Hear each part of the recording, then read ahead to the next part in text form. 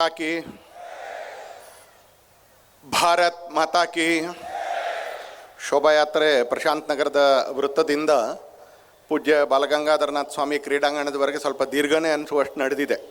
ನಿಮ್ಮ ಸ್ವರ ಕೇಳಿದ್ರೆ ಸ್ವಲ್ಪ ಸುಸ್ತೇ ಆಗಿದ್ದೀರಿ ಅಂತ ಅನಿಸುತ್ತೆ. ಆ ಸುಸ್ತೆಲ್ಲವನ್ನು ಬದಿಗಿಟ್ಟು ಯಾವ ಉದ್ದೇಶ ಮತ್ತು ಯಾವ ಸಂಕಲ್ಪದ ಜೊತೆಗೆ ಹಿಂದೂ ಸಮಾಜೋತ್ಸವ ನಡೀತಾ ಇದೆಯೋ, ಪೂಜ್ಯ ಸ್ವಾಮೀಜಿಗಳ ಆಶೀರ್ವಚನ ಕೇಳಿದ್ದೀವೋ, ಆ ಸಂಕಲ್ಪಕ್ಕೆ ಮತ್ತಷ್ಟು ಶಕ್ತಿ ತುಂಬುವಂಥ ರೀತಿಯಲ್ಲಿ ಉತ್ತರ ಕೊಡೋಣ. ಭಾರತ್ ಮಾತಾ ಕಿ, ಭಾರತ್ ಮಾತಾ ಕಿ, ವಂದೇ ವಂದೇ, ಹರ ಹರ ಹರ ಹರ, ಪ್ರಭು ಶ್ರೀ ರಾಮಚಂದ್ರ के, ಪವನ ಸುತ ಹನುಮಾನ್ के. ಗೋವಿಂದರಾಜನಗರ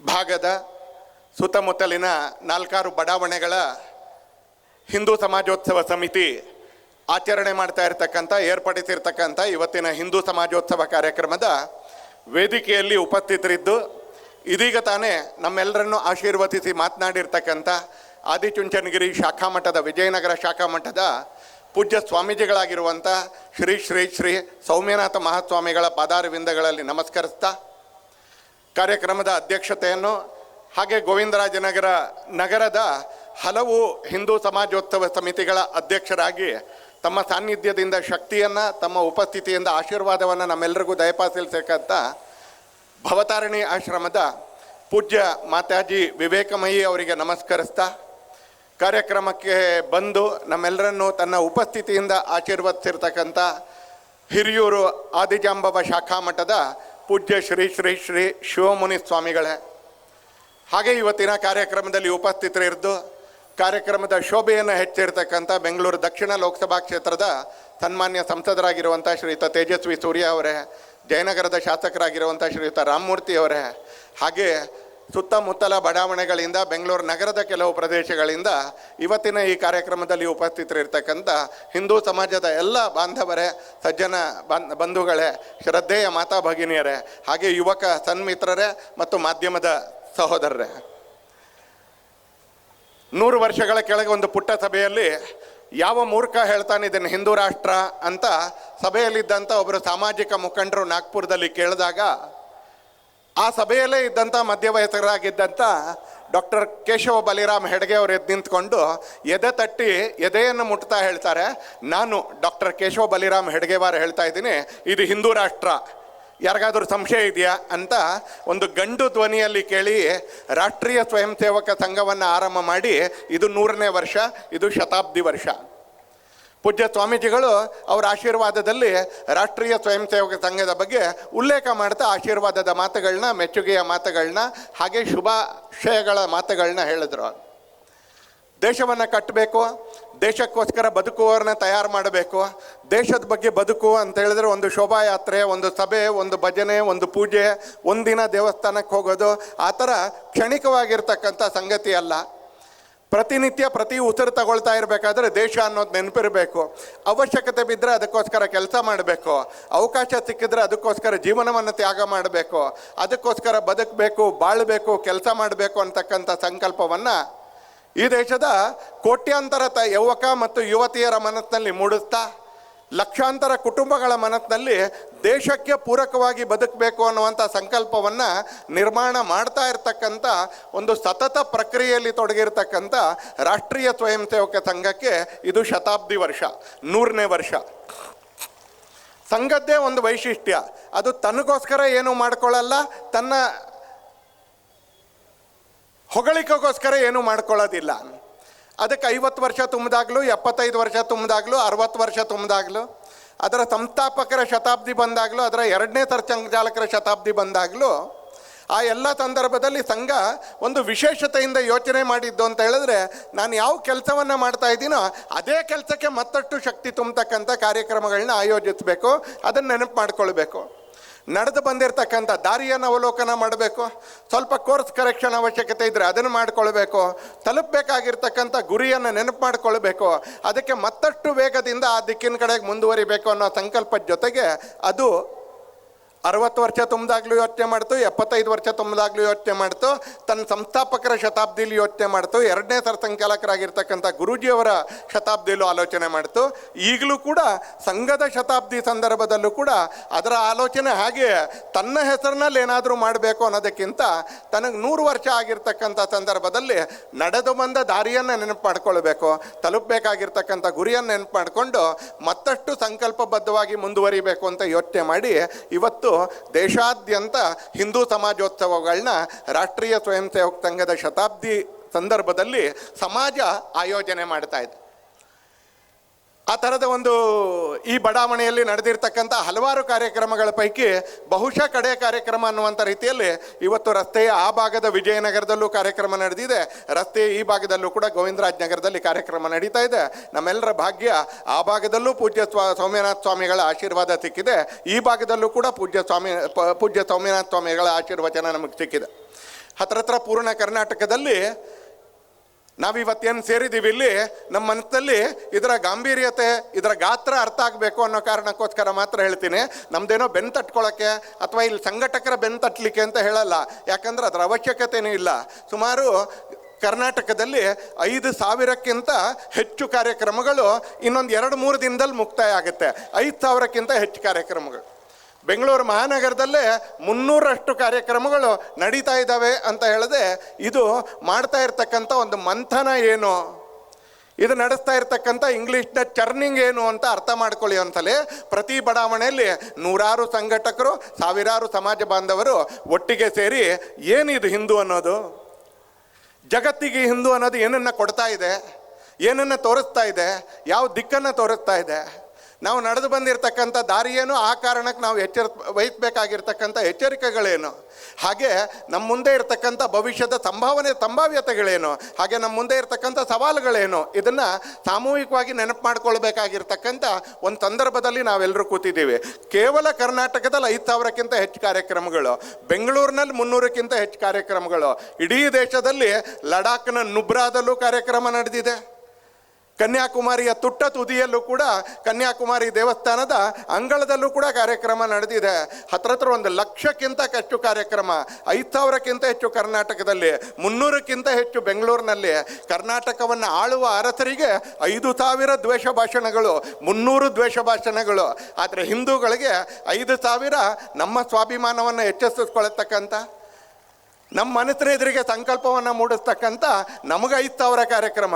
ಆದರೆ ಕರ್ನಾಟಕದ ಆಳುವರತರಿಗೆ ಈ ಥರದ್ದೆಲ್ಲ ಕೇಳಿದ್ರೆ ಅವ್ರಿಗೆ ದ್ವೇಷ ಅಂತ ಅನಿಸುತ್ತೆ. ಯಾಕಂದರೆ ಕೆಲವರಿಗೆ ಸತ್ಯ ಅಂದರೆ ದ್ವೇಷ ಅಂತ ಅನಿಸುತ್ತೆ, ಕೆಲವರಿಗೆ ಸತ್ಯ ಅಂದರೆ ಅಸಹನೆ ಅಂತ ಅನಿಸುತ್ತೆ, ಕೆಲವರಿಗೆ ಸತ್ಯ ಅಂತ ಹೇಳಿದ್ರೆ ಅಸಹನೀಯನೂ ಆಗುತ್ತೆ. ಆ ಕಡೆ ಕಾರ್ಯಕ್ರಮಕ್ಕೂ ತೊಂದರೆ ಮಾಡಿರ್ತಕ್ಕಂಥ ರಾಜಕೀಯ ಮುಖಂಡರುಗಳು ಇವತ್ತು ನಮ್ಮ ಮಧ್ಯದಲ್ಲಿ ಇದ್ದಾರೆ. ಈ ಕಾರ್ಯಕ್ರಮದ ಮೈದಾನಕ್ಕೂ ಕೂಡ 8 ಸಲ ಓಡಾಡಿತಿರ್ತಕ್ಕಂಥ ರಾಜಕೀಯ ಮುಖಂಡರಿದ್ದಾರೆ. ಅವರೆಲ್ಲರಿಗೂ ಇಲ್ಲಿ ಸೇರಿರ್ತಕ್ಕಂಥ ತಾಯಂದರು ಅವರು ಉತ್ತರ ಕೊಟ್ಟಿದ್ದಾರೆ, ಇಲ್ಲಿ ಸೇರಿರ್ತಕ್ಕಂಥ ಸಜ್ಜನ ಬಂಧುಗಳು ಅವರು ಕೂಡ ಉತ್ತರ ಕೊಟ್ಟಿದ್ದಾರೆ. ಅವರೆಲ್ಲರಿಗೂ ಎಚ್ಚರಿಕೆಯ ಮಾತುಗಳನ್ನ ಹೇಳಲಿಕ್ಕೆ ಅಂತ ಬಯಸ್ತೀನಿ. ಹಿಂದೂ ಸಮಾಜ ಎದ್ದಿದೆ, ಹಿಂದೂ ಸಮಾಜ ತನ್ನ 2 ಕಾಲುಗಳ ಮೇಲೆ ಬಲವಾಗಿ ಎದ್ದು ನಿಂತ್ಕೊಂಡಿದೆ. ನೀವು ಅದನ್ನು ದ್ವೇಷ ಭಾಷಣ ಅಂತ ಹೇಳಿದ್ರೆ ನಾವು ಇನ್ನೂ 5,000 ಕಾರ್ಯಕ್ರಮ ಮಾಡ್ತೀವಿ, ಮತ್ತೆ 5,000 ದ್ವೇಷ ಭಾಷಣ ಮಾಡ್ತೀವಿ. ನೀವು ನಮಗೆ ಮೈದಾನ ಕೊಡಲಿಲ್ಲ ಅಂದರೆ ನಾವು ರಸ್ತೆಗಳನ್ನ ಮೈದಾನ ಮಾಡ್ತೀವಿ, ನೀವು ರಸ್ತೆಗಳನ್ನ ಕೊಡಲಿಲ್ಲ ಅಂದರೆ ನಾವು ಪ್ರತಿ ಮನೆಯೂ ಕೂಡ ಹಿಂದೂ ಸಮಾಜದ ಸಮರದ ಅಂಗಣ ಮಾಡಿ ನಾವು ಹಿಂದೂ ಸಮಾಜದ ಸಂಘಟನೆ ಮಾಡ್ತೀವಿ, ಹಿಂದೂ ರಾಷ್ಟ್ರದ ನಿರ್ಮಾಣ ಮಾಡ್ತೀವಿ, ಜಗತ್ತಿಗೆ ಭಾರತ ಏನು ಕೊಡಬೇಕೋ ಅದನ್ನು ಮಾಡಿ ತೋರಿಸ್ತೀವಿ. ಒಂದಲ್ಲ ಒಂದಿನ ನೀವು ನಮ್ಮ ಜೊತೆ ಬರಬೇಕು, ಒಂದಲ್ಲ ಒಂದಿನ ನೀವು ಭಾರತ್ ಮಾತಾ ಕಿ ಜೈ ಅಂತ ಹೇಳ್ಬೇಕು, ಒಂದಲ್ಲ ಒಂದಿನ ನೀವು ಹರ ಹರ ಮಹಾದೇವ್ ಅಂತ ಹೇಳ್ಬೇಕು, ಒಂದಲ್ಲ ಒಂದಿನ ನೀವು ಬಜರಂಗ್ ಬಲಿ ಅಂತ ಹೇಳ್ಬೇಕು. ನಾವು ಮಾಡಿಯೇ ತೋರಿಸ್ತೀವಿ ಅಂತಕ್ಕಂಥ ಹಠದಿಂದ, ಸಂಕಲ್ಪದಿಂದ ಇವತ್ತಿನ ಈ ಕಾರ್ಯಕ್ರಮ ನಾವು ನಡೆಸ್ತಾ ಇದ್ದೀವಿ. ಒಂದ್ಸಲ ಯಾರ ವಿರುದ್ಧನೂ ಅಲ್ಲ ಹಿಂದೂ ಸಮಾಜ, ಯಾರ ವಿರುದ್ಧನೂ ಅಲ್ಲ ಹಿಂದುತ್ವ, ಯಾರ ವಿರುದ್ಧನೂ ಅಲ್ಲ ಹಿಂದೂ ರಾಷ್ಟ್ರ. ಯಾಕಂದರೆ ನಮಗೆ ವಿರುದ್ಧ ಮಾತಾಡೇ ಗೊತ್ತಿಲ್ಲ, ಯಾರ ಬಗ್ಗೆನೂ ನಮಗೆ ಸತ್ಯ ಮಾತಾಡಿ ಗೊತ್ತು, ಆದರೆ ವಿರುದ್ಧ ಮಾತಾಡಿ ಗೊತ್ತಿಲ್ಲ. ಲಕ್ಷ ವರ್ಷಗಳಿಂದ ಈ ನೆಲದಲ್ಲಿ ಪೂಜ್ಯ ಸ್ವಾಮೀಜಿಗಳ ಮಾರ್ಗದರ್ಶನದ ಮುಖಾಂತರ ಅವರುಗಳ ಜೀವನವನ್ನು ಪ್ರೇರಣೆಯಾಗಿ ತಗೊಂಡು, ಸಮಾಜದ ಹಿರಿಯರ ಜೀವನವನ್ನು ಆದರ್ಶವಾಗಿ ತಗೊಂಡು ಇಲ್ಲೊಂದು ಸುಂದರವಾಗಿರ್ತಕ್ಕಂಥ, ಜಗತ್ತಿಗೆ ಮಾರ್ಗದರ್ಶನ ಕೊಡ್ಬೋದಾಗಿರ್ತಕ್ಕಂಥ ಒಂದು ಜೀವನ ಪದ್ಧತಿ ಕಳೆದ ಲಕ್ಷಾಂತರ ವರ್ಷಗಳಿಂದ ಬೆಳಗ್ಗೆ ಬಂತು. ಇಲ್ಲಿಯ ನೆಲದಲ್ಲಿ ಬೆಳೆದು ಬಂದಿರತಕ್ಕಂಥ ಸಂಸ್ಕೃತಿಯನ್ನು ಸನಾತನ ಅಂತ ಕರೆದ್ರು. ಇಲ್ಲಿರ್ತಕ್ಕಂಥ ನೂರಾರು ಜನ ಕೂಡ ಆ ಶಬ್ದವನ್ನು ಪದೇ ಪದೇ ಉಪಯೋಗಿಸ್ತೀವಿ, ಸನಾತನ ಅಂತ. ಯಾವುದಕ್ಕೆ ಆರಂಭದ ದಿನ ಬರ್ತ್ಡೇ ಗೊತ್ತಿಲ್ವೋ ಅದಕ್ಕೆ ಸನಾತನ ಅಂತ ಹೇಳ್ತಾರೆ. ಯಾರಿಗೆ ಬರ್ತ್ಡೇ ಇದೆಯೋ ಅವರನ್ನು ಮನುಷ್ಯ ಅಂತ ಕರೀತಾರೆ. ಆದರೆ ಯಾವ ಪ್ರವಾಹಕ್ಕೆ ಆರಂಭದ ದಿನ ಯಾವುದು ಅಂತ ಗೊತ್ತಿಲ್ವೋ ಅದನ್ನು ಸನಾತನ ಅಂತ ಹೇಳ್ತಾರೆ. ಹಾಗೆ ಇಲ್ಲಿನ ಈ ಸತ್ಯ, ಇಲ್ಲಿನ ಈ ಸಂಸ್ಕೃತಿ, ಇಲ್ಲಿನ ಈ ಪರಂಪರೆ, ಇಲ್ಲಿನ ಈ ಜೀವನ ಪದ್ಧತಿ, ಇಲ್ಲಿನ ಧಾರ್ಮಿಕ ಜೀವನ ಶೈಲಿ ಲಕ್ಷಾಂತರ ವರ್ಷಗಳಿಂದ ಸಾಮಾನ್ಯ ಜನರ, ಸಂತ ಪುರುಷರ, ಮಹಾಪುರುಷರ ಜೀವನದ ಆಧಾರದ ಮೇಲೆ ನಿಧಾನಕ್ಕೆ ಅರಳ್ಕೊಳ್ತಾ ಬಂತು.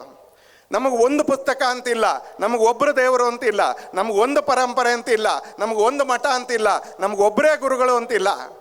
ಸಾವಿರಾರು ಗುರುಗಳು, ಸಾವಿರಾರು ಮಠಗಳು, ಸಾವಿರಾರು ಪುಸ್ತಕಗಳು, ಸಾವಿರಾರು ಜೀವನ ಪದ್ಧತಿಗಳು, ಸಾವಿರಾರು ಪರಂಪರೆಗಳು, ಸಾವಿರಾರು ಸಂಪ್ರದಾಯಗಳು. ಹಿಂದೂ ಸಮಾಜ ಯಾವತ್ತೂ ಯಾವುದೋ ಒಂದು ಅಂತಿಮ ಸತ್ಯ, ಯಾವುದೋ ಒಂದು ಅಂತಿಮ ಪುಸ್ತಕ, ಯಾರೋ ಒಬ್ಬ ಅಂತಿಮ ಪ್ರವಾದಿ, ಯಾವುದೋ ಒಂದು ಅಂತಿಮ ದಾರಿ ಅಂತ ಯಾವತ್ತೂ ಹೇಳಲಿಲ್ಲ. ಸತ್ಯ ನೂರು ಅದನ್ನು ಒಬ್ಬೊಬ್ಬರು ಒಂದೊಂದು ರೀತಿ ಹೇಳಿದ್ರು. ಸತ್ಯದ ದಾರಿಯಲ್ಲಿ ಅನ್ವೇಷಣೆ ಮಾಡಲಿಕ್ಕೆ ಯಾರು ಯಾವ ದಾರಿಯಲ್ಲಿ ಬೇಕಾದರೂ ಹೊಳ್ಬೋದು. ಆಕಾಶಾತ್ ಪತಿತಂ ತೋಯಂ ಯಥಾ ಗಚ್ಚತಿ ಸಾಗರಂ ಸರ್ವದೇವ ನಮಸ್ಕಾರ ಕೇಶವಂ ಪ್ರತಿಗಚ್ಚತಿ. ಅಯ್ಯಪ್ಪನ ಬಗ್ಗೆ ಇಷ್ಟ ಇದೆಯಾ, ಭಕ್ತಿ ಇದೆಯಾ, ಶಬರಿಮಲೆ ಮಾಲೆ ಹಾಕಿ ಅಂತಲೇ. ಶ್ರೀಶೈಲದ ಬಗ್ಗೆ ಭಕ್ತಿ ಇದೆಯಾ, ಶ್ರೀಶೈಲಕ್ಕೆ ನಡ್ಕೊಂಡು ಹೋಗಿ. ಧರ್ಮಸ್ಥಳದ ಮಂಜುನಾಥನ ಬಗ್ಗೆ ಶ್ರದ್ಧೆ ಇದೆಯಾ, ಧರ್ಮಸ್ಥಳಕ್ಕೆ ಪಾದಯಾತ್ರೆ ಹೋಗಿ. ಕೇದಾರ ಬದ್ರಿನಾಥಕ್ಕೆ ಹೋಗ್ಬೇಕಾ, ಅಲ್ಲಿಗೆ ಹೋಗಿ. ಆದಿಚುಂಚನಗಿರಿ ಕಾಲಭೈರವೇಶ್ವರನ ದರ್ಶನ ಮಾಡಬೇಕಾ, ಅಲ್ಲಿಗೆ ಹೋಗಿ. ಆದರೆ ಇವೆಲ್ಲವನ್ನು ಮಾಡ್ತಾ ಇರಬೇಕಾದ್ರೆ ಒಂದು ಶ್ರೇಷ್ಠವಾಗಿರ್ತಕ್ಕಂಥ ಜೀವನ ಪದ್ಧತಿಯನ್ನು ಅನುಸರಿಸಿ. ಯಾವ ದೇವರನ್ನು ನಂಬಿದರೂ ಪರವಾಗಿಲ್ಲ, ಯಾವ ದೇವರನ್ನು ಪೂಜೆ ಮಾಡಿದ್ರೂ ಪರವಾಗಿಲ್ಲ, ಒಂದು ಸಂಯಮದ ಜೀವನವನ್ನು ಅನುಸರಿಸಿ, ಒಂದು ಸಹಜೀವನವನ್ನು ಅನುಸರಿಸಿ, ಒಂದು ಸಮನ್ವಯದ ಜೀವನವನ್ನು ಅನುಸರಿಸಿ, ಪ್ರಕೃತಿಗೆ ಪೂರಕವಾಗಿ ಸಹ ಮಾನವನ ಜೊತೆಗೆ ಬದುಕ್ತಾ, ಅವನು ಮಾಡ್ತಾ ಇರೋದು ಒಳ್ಳೆ ಕೆಲಸ, ನಾನು ಮಾಡ್ತಾ ಇರೋದು ಒಳ್ಳೆ ಕೆಲಸ ಅಂತ ಹೇಳ್ತಾ ಆಲ್ಸೋ ಅನ್ನುವಂಥ ಶಬ್ದದಲ್ಲಿ ನಾವು ನಂಬಿಕೆ ಇಟ್ಕೊಂಡು ಲಕ್ಷಾಂತರ ವರ್ಷಗಳ ಕಾಲ ಬದುಕೊಂಡು ಬಂದಿದ್ದೀವಿ ಈ ಭೂಮಿಯಲ್ಲಿ. ಈ ಭೂಮಿಯಲ್ಲಿ ಜನ ಯಾವ ರೀತಿ ಬದುಕ್ತಾ ಬಂದರೋ ಅದಕ್ಕೆ ಹಿರಿಯರು ಅದನ್ನು ಹಿಂದೂ ಅಂತ ಕರೆದ್ರು. ಯಾವ ರೀತಿ ಬದುಕ್ತಾ ಬಂದರೋ ಆ ರೀತಿಯನ್ನು ಹಿಂದೂ ಅಂತ ಕರೆದ್ರು. ಯಾವಾಗಿಂದ ಬದುಕ್ತಾ ಬಂದರು? ರಾಮನ ಕಾಲದಿಂದ ಬದುಕ್ತಾ ಬಂದ್ರ? ಇಲ್ಲ, ಅದಕ್ಕಿಂತ ಮುಂಚೆ ಕೂಡ ಭಾರತ ಇತ್ತು. ಕ್ರಿಶ್ಚಿಯನ್ ಕಾಲದಲ್ಲಿ ಬದುಕ್ತಾ ಬಂದ್ರ? ಇಲ್ಲ, ಅದಕ್ಕಿಂತ ಮುಂಚೆ ಕೂಡ ಭಾರತ ಇತ್ತು. ಇನ್ನು ಕೆಲವು ನಮ್ಮ ಪ್ರಭೃತಿಗಳಿದ್ದಾರೆ, ಸೆಕ್ಯುಲರ್ ಪ್ರಭೃತಿಗಳು, ಭಾರತ 47ರಲ್ಲಿ ನಿರ್ಮಾಣ ಆಯಿತು ಅಂತ ಹೇಳ್ತಾರೆ. ಅಂಥ ಮೂರ್ಖರಿಗೂ ಹೇಳಲಿಕ್ಕೆ ಅಂತ ಬಯಸ್ತೀನಿ, ಈ ದೇಶ 47ಕ್ಕಲ್ಲ, ಅದಕ್ಕಿಂತ ಮುಂಚೆನೂ ಇತ್ತು. ಕ್ರಿಶ್ಚಿಯನ್ ಕಾಲದಲ್ಲೂ ಇತ್ತು, ರಾಮನ ಕಾಲದಲ್ಲೂ ಇತ್ತು, ರಾಮನ ಕಾಲಕ್ಕಿಂತ ಮುಂಚೆ ಕೂಡ ಈ ದೇಶ ಇತ್ತು. ನೀವು ಅನೇಕ ಕಡೆಗಳಲ್ಲಿ ಹೋಗಿದ್ರೆ ಅಲ್ಲಿ ಜನ ನಂಬಿಕೆಯಿಂದ ಅನೇಕ ಸಂಗತಿಗಳನ್ನ ಹೇಳ್ತಾರೆ. ಒಂದ್ಸಲ ಈ ದೇಶ ರಾಜ ಅನ್ನುವಂಥ ಒಂದು ವ್ಯವಸ್ಥೆ ಬರೋಕ್ಕಿಂತ ಮುಂಚೆ, ರಾಜ್ಯ ಅಂತಕ್ಕಂಥ ವ್ಯವಸ್ಥೆ ಬರಲಿಕ್ಕಿಂತ ಮುಂಚೆ ಈ ದೇಶದಲ್ಲಿ ಒಂದು ಅತ್ಯಂತ ಸುಂದರವಾಗಿರ್ತಕ್ಕಂಥ, ಅರ್ಥಪೂರ್ಣವಾಗಿರ್ತಕ್ಕಂಥ, ಜಗತ್ತಿಗೆ ದೃಷ್ಟಿ ಕೊಡ್ಬೋದಾಗಿರ್ತಕ್ಕಂಥ ರೀತಿಯ ಜೀವನ ಪದ್ಧತಿ ಈ ನೆಲದಲ್ಲಿತ್ತು. ಇನ್ನೂ ನಮ್ಮ ಆರ್ಕಿಯಾಲಜಿಸ್ಟ್ಗಳು ಇನ್ನೂ ರಿಸರ್ಚ್ ಮಾಡ್ತಾನೆ ಇದ್ದಾರೆ. ಮೊನ್ನೆ ತಮಿಳ್ನಾಡಿನಲ್ಲಿ ತೂತುಕುಡಿಯಲ್ಲಿ ಇನ್ನೊಂದು 3000 ವರ್ಷಕ್ಕೆ ಹಿಂದಿನ ಕುರುಹುಗಳು ಸಿಕ್ಕಿದ್ದಾವೆ. ಇನ್ನೂ 3000 ವರ್ಷಕ್ಕೆ ಹಿಂದಿಂದು. ಅದ್ರ ಜೊತೆಗೆ ಅಲ್ಲಿ ಒಂದು ತ್ರಿಶೂಲ ಕೂಡ ಸಿಕ್ಕಿದೆ. ಒಂದ್ಸಲ ಬರೀ ಏನೋ ಹಳೆ ವಸ್ತುಗಳು ಮಾತ್ರ ಅಲ್ಲ, ತ್ರಿಶೂಲ ಕೂಡ ಸಿಕ್ಕಿದೆ ಅಲ್ಲಿ. ನಮ್ಮ ಆರಂಭದ ದಿನಗಳು ಮತ್ತಷ್ಟು ಹಿಂದೆ ಹೋಗ್ತಾನೆ ಇದೆ. ರಾಜ ಅನ್ನುವಂಥ ವ್ಯವಸ್ಥೆ, ರಾಜ್ಯ ಅನ್ನುವಂಥ ವ್ಯವಸ್ಥೆ ಬರೋಕ್ಕಿಂತ ಮುಂಚೆ ಭಾರತ ಇತ್ತು.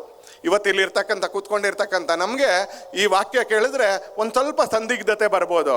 ರಾಜನೇ ಇರಲಿಲ್ಲ ಅಂದರೆ ಯಾರು ಆಳ್ತಾ ಇದ್ರು? ರಾಜ್ಯನೇ ಇರಲಿಲ್ಲ ಅಂದರೆ ಯಾರು ಆಳ್ತಾ ಇದ್ರು?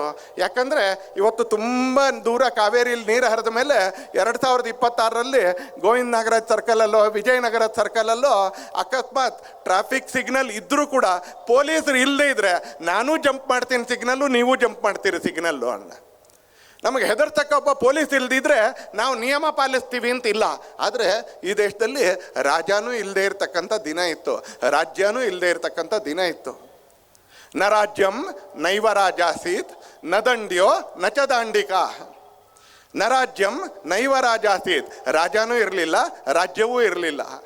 ನ ದಂಡ್ಯೋ ನ ಚ ದಾಂಡಿಕಾ, ತಪ್ಪು ಮಾಡೋರು ಇರಲಿಲ್ಲ, ತಪ್ಪು ಮಾಡೋರೇ ಇಲ್ಲ ಅಂದಮೇಲೆ ಪೊಲೀಸರ ಅವಶ್ಯಕತೆ ಏನಿದೆ? ಪೊಲೀಸರು ಇರಲಿಲ್ಲ. ನ ದಂಡ್ಯೋ ನ ಚ ದಾಂಡಿಕಾ, ಧರ್ಮೇಣೈವ ಪ್ರಜಾ ಸರ್ವೇ ರಕ್ಷಂತಿ ಸ್ಮ ಪರಸ್ಪರಂ. ಹಾಗಾದರೆ ಬದುಕ್ತಿದ್ರೆ ಹೇಗೆ?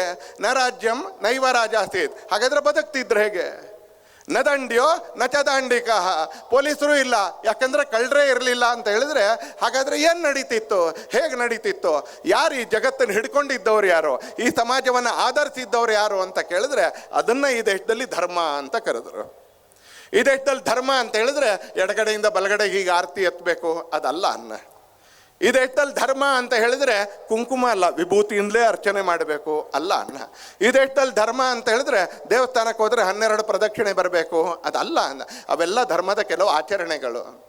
ಈ ದೇಶದಲ್ಲಿ ಧರ್ಮ ಅಂದರೆ ಏನು ಅಂತ ಕೇಳಿದ್ರೆ ಧರ್ಮೇಣೈವ ಪ್ರಜಾ ಸರ್ವೇ ರಕ್ಷಂತಿ ಸ್ಮ ಪರಸ್ಪರಂ ಅನ್ನು.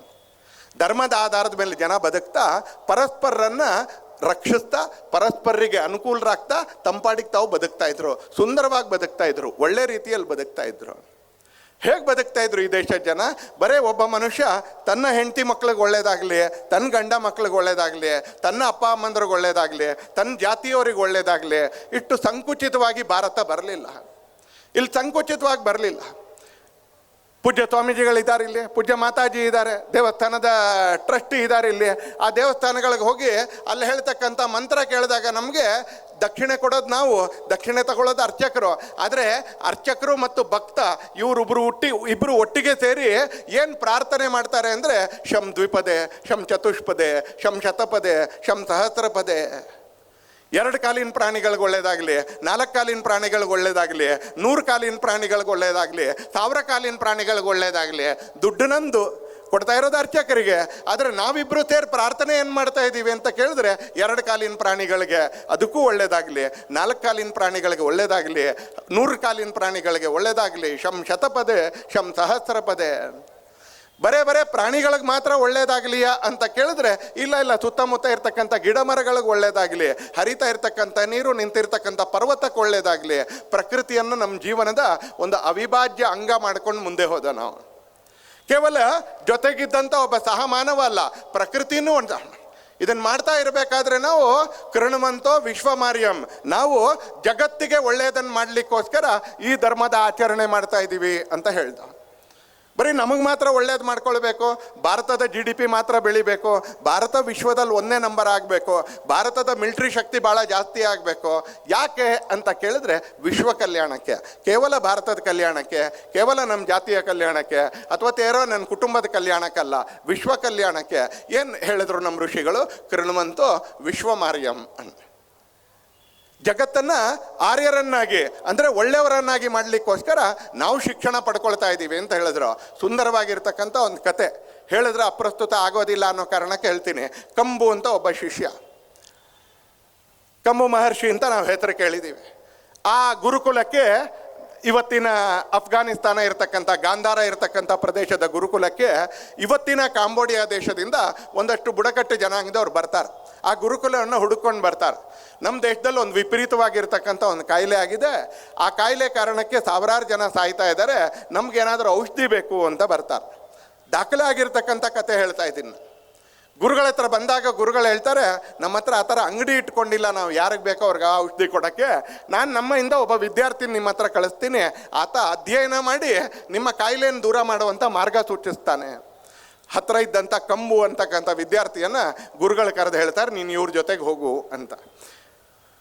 ಸ್ವಲ್ಪ ದೂರ ನಡೀತಾ, ಸ್ವಲ್ಪ ದೂರ ಬೆಟ್ಟ ಹತ್ತಾ, ಸ್ವಲ್ಪ ದೂರ ಸಮುದ್ರವನ್ನು ದಾಟ್ತಾ ಕಂಬು ಆ ಬುಡಕಟ್ಟು ಜನಾಂಗದ ವ್ಯಕ್ತಿಗಳ ಜೊತೆಗೆ ಆ ದೇಶವನ್ನು ತಲುಪ್ತಾನೆ. ಒಂದು 6-7 ತಿಂಗಳ ಅಧ್ಯಯನ ಮಾಡ್ತಾನೆ. ಸಮಸ್ಯೆ ಅಧ್ಯಯನ ಮಾಡಿದ ನಂತರ ಔಷಧಿ ಕೂಡ ಅಲ್ಲೇ ಸಿಗುತ್ತೆ ಆತನಿಗೆ. ಆ ಔಷಧಿಯನ್ನು ತಯಾರು ಮಾಡಿಕೊಟ್ಟು ಅವರೆಲ್ಲರ ಕಾಯಿಲೆಯನ್ನು ವಾಸಿ ಮಾಡ್ತಾನೆ. ಆ ದೇಶದ ಜನ ಕೃತಜ್ಞತೆಯಿಂದ ತಮ್ಮ ದೇಶದ ಒಬ್ಬ ಹೆಣ್ಣುಮಗಳನ್ನು ಆ ಕಂಬುಗೆ ಗೌರವದಿಂದ ಮದುವೆ ಮಾಡಿಕೊಟ್ಟು ಕಂಬುವನನ್ನು ರಾಜನನ್ನಾಗಿ ಮಾಡಿಕೊಳ್ತಾರೆ. ಕಂಬುವನ್ನು ರಾಜನಾಗಿ ಮಾಡ್ಕೊಳ್ತಾರೆ. ಈಗಲೂ ನೀವು ಕಾಂಬೋಡಿಯಾ ದೇಶದ ಸಂಸತ್ನ ಎದುರುಗಡೆ ನೀವೇನಾದರೂ ಹೋದರೆ, ಯಾರಾದರೂ ಪ್ರವಾಸಕ್ಕೆ ಹೋದರೆ, ಆ ಕಾಂಬೋಡಿಯಾ ದೇಶದ ಸಂಸತ್ನ ಎದುರುಗಡೆ ಒಂದು ದೊಡ್ಡದಾಗಿರ್ತಕ್ಕಂಥ ಸ್ತಂಭ ಇದೆ. ಆ ಸ್ತಂಭದಲ್ಲಿ ಒಂದು ದೋಣಿ ಇದೆ.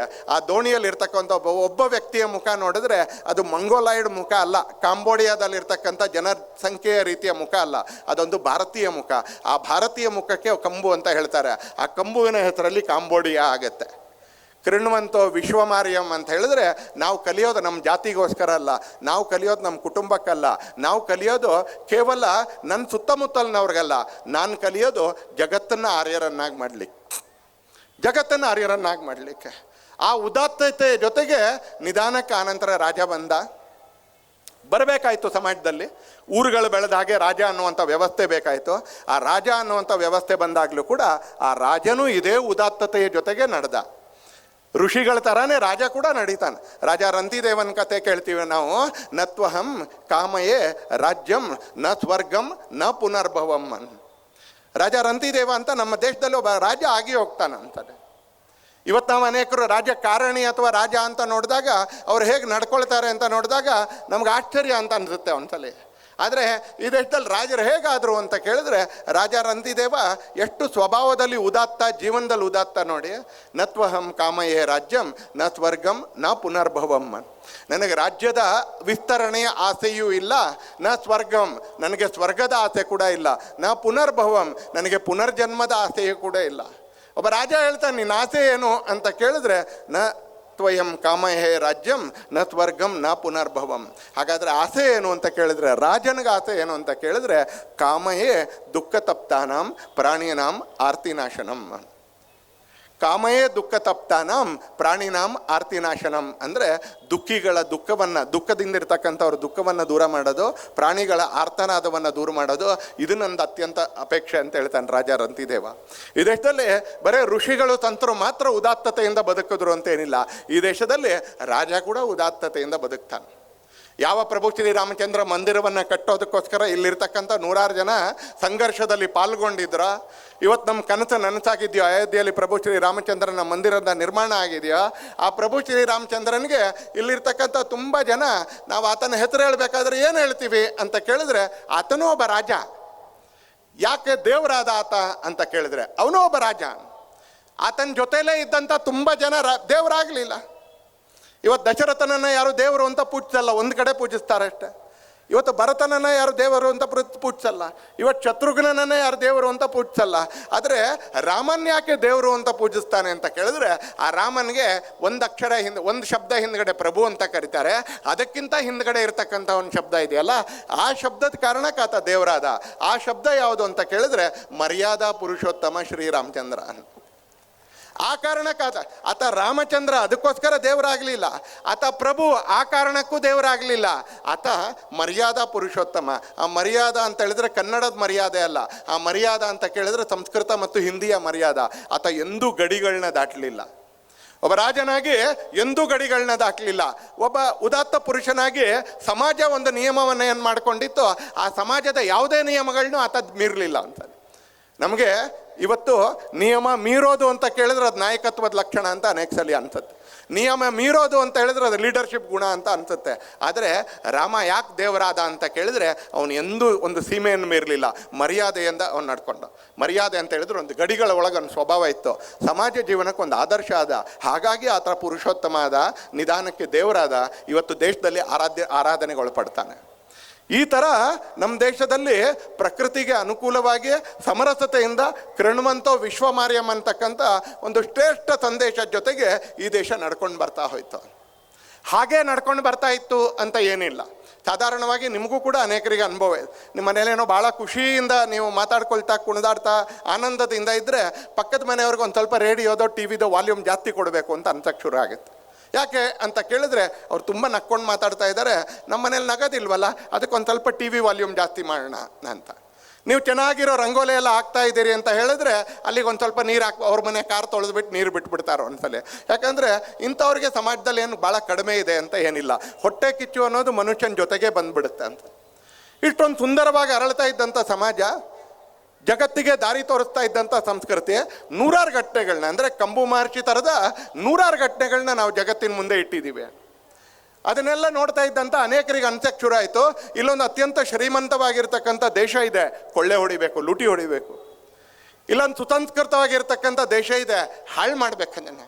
ಇಲ್ಲೊಂದು ಸಂಘಟಿತವಾಗಿ ನೆಮ್ಮದಿಯಿಂದ ಬದುಕ್ತಾ ಇರ್ತಕ್ಕಂಥ ಒಂದು ಸಮಾಜ ಇದೆ, ಅದರಲ್ಲೊಂದು ಅರಾಜಕತೆ ನಿರ್ಮಾಣ ಮಾಡಬೇಕು, ಅಲ್ಲೋಲ ಕಲ್ಲೋನ ನಿರ್ಮಾಣ ಮಾಡಬೇಕು. ಹೀಗಾಗಿ ಈ ದೇಶದ ಮೇಲೆ ಮುಸಲ್ಮಾನರು ದಾಳಿ ಮಾಡಿದ್ರು, ಯುರೋಪಿಯನ್ರು ಕ್ರಿಶ್ಚಿಯನ್ರು ಕೂಡ ದಾಳಿ ಮಾಡಿದ್ರು. ಕಳೆದ 1300 ವರ್ಷಗಳಿಂದ ಮುಸಲ್ಮಾನರು ಈ ದೇಶದ ಮೇಲೆ ಆಕ್ರಮಣ ಮಾಡಿದ್ರು. ಹಾಗೆ ಕಳೆದ 500-550 ವರ್ಷಗಳಿಂದ ಯುರೋಪಿನ ಕ್ರಿಶ್ಚಿಯನ್ರು ಕೂಡ ನಮ್ಮ ದೇಶದ ಮೇಲೆ ದಾಳಿ ಮಾಡಿದ್ರು. ಅದಕ್ಕಿಂತ ಮುಂಚೆ ಕೂಡ ದಾಳಿ ಮಾಡಿದ್ರು.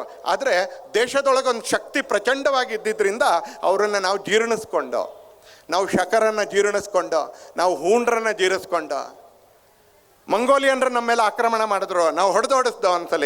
ಆದರೆ ಹೋರಾಟ ಮಾಡ್ತಾ ಮಾಡ್ತಾ ಮಾಡ್ತಾ ಹೋರಾಟದಲ್ಲಿ ಸುದೀರ್ಘ ಕಾಲ ತೊಡ್ಕೊಂಡಿದ್ದರಿಂದ ಯಾವಾಗ ಮುಸಲ್ಮಾನ್ ರಾಜರು ಈ ದೇಶದ ಮೇಲೆ ದಾಳಿ ಮಾಡಲಿಕ್ಕೆ ಅಂತ ಆರಂಭ ಮಾಡಿದ್ರು, ಒಂದು ಸ್ವಲ್ಪ ನಮ್ಮ ಒಳಗೂ ಒಂದು ಸ್ವಲ್ಪ ಸಮಸ್ಯೆಗಳು ಆರಂಭ ಮಾಡಿ, ಯಾವ ಶ್ರೇಷ್ಠವಾಗಿರ್ತಕ್ಕಂಥ ಸಮಾಜ ನಮ್ಮ ಮಧ್ಯದಲ್ಲಿತ್ತೋ ಆ ಸಮಾಜದಲ್ಲಿ ಒಂದಷ್ಟು ಶಿಥಿಲತೆಗಳು, ಒಂದಷ್ಟು ಒಡಕುಗಳು, ಒಂದಷ್ಟು ಬೇಡದೇ ಇರತಕ್ಕಂಥ ದುರ್ಗುಣಗಳು ನಿಧಾನಕ್ಕೆ ಹೊಕ್ಕೊಂಡಿದ್ದರಿಂದಾಗಿ ಆಕ್ರಮಣ ಮಾಡಿದವ್ರ ಕಾರಣಕ್ಕೆ ಮಾತ್ರ ಅಲ್ಲ, ನಮ್ಮ ದೌರ್ಬಲ್ಯದ ಕಾರಣಕ್ಕೂ ನಾವು ಅನೇಕ ಕಡೆಗಳಲ್ಲಿ ಸೋಲನ್ನು ಒಪ್ಪಬೇಕಾಯ್ತು.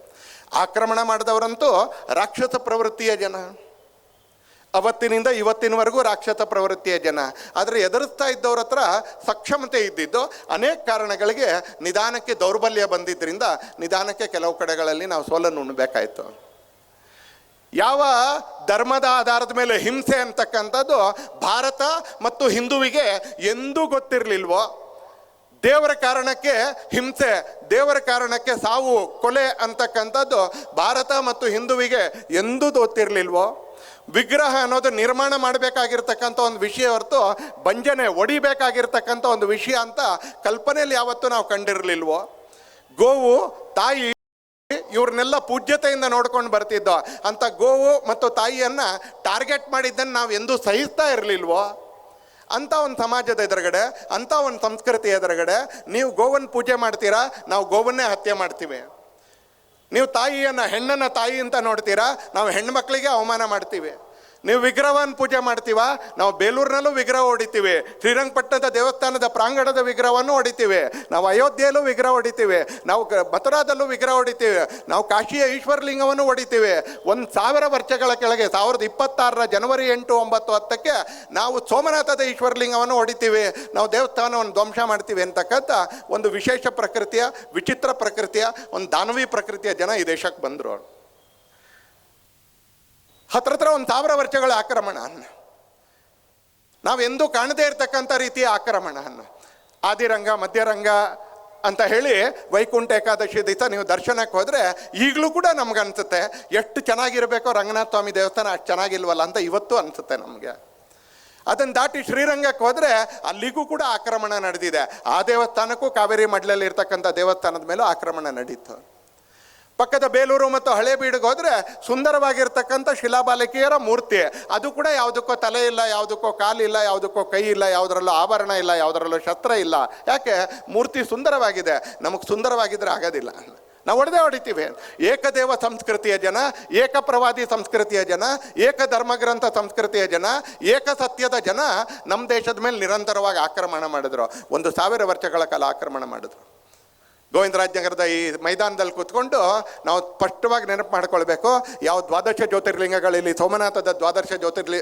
ಸೋಮನಾಥದ ಸೋಮನಾಥ ಕೂಡ ಒಂದು. ಆ ಸೋಮನಾಥದ ದೇವಸ್ಥಾನವನ್ನು ಜನವರಿ 8, 9, 10, 2026ನೇ ಇಸ್ವಿ ಇವತ್ತಿಗೆ ಈ ವರ್ಷಕ್ಕೆ 1000 ವರ್ಷಗಳಷ್ಟು ಕೆಳಗೆ ಗಜನಿ ಮೊಹಮ್ಮದ್ ಬಂದು ಅದನ್ನು ಒಡಿಬೇಕು ಅಂತಲೇ ಬರ್ತಾನೆ.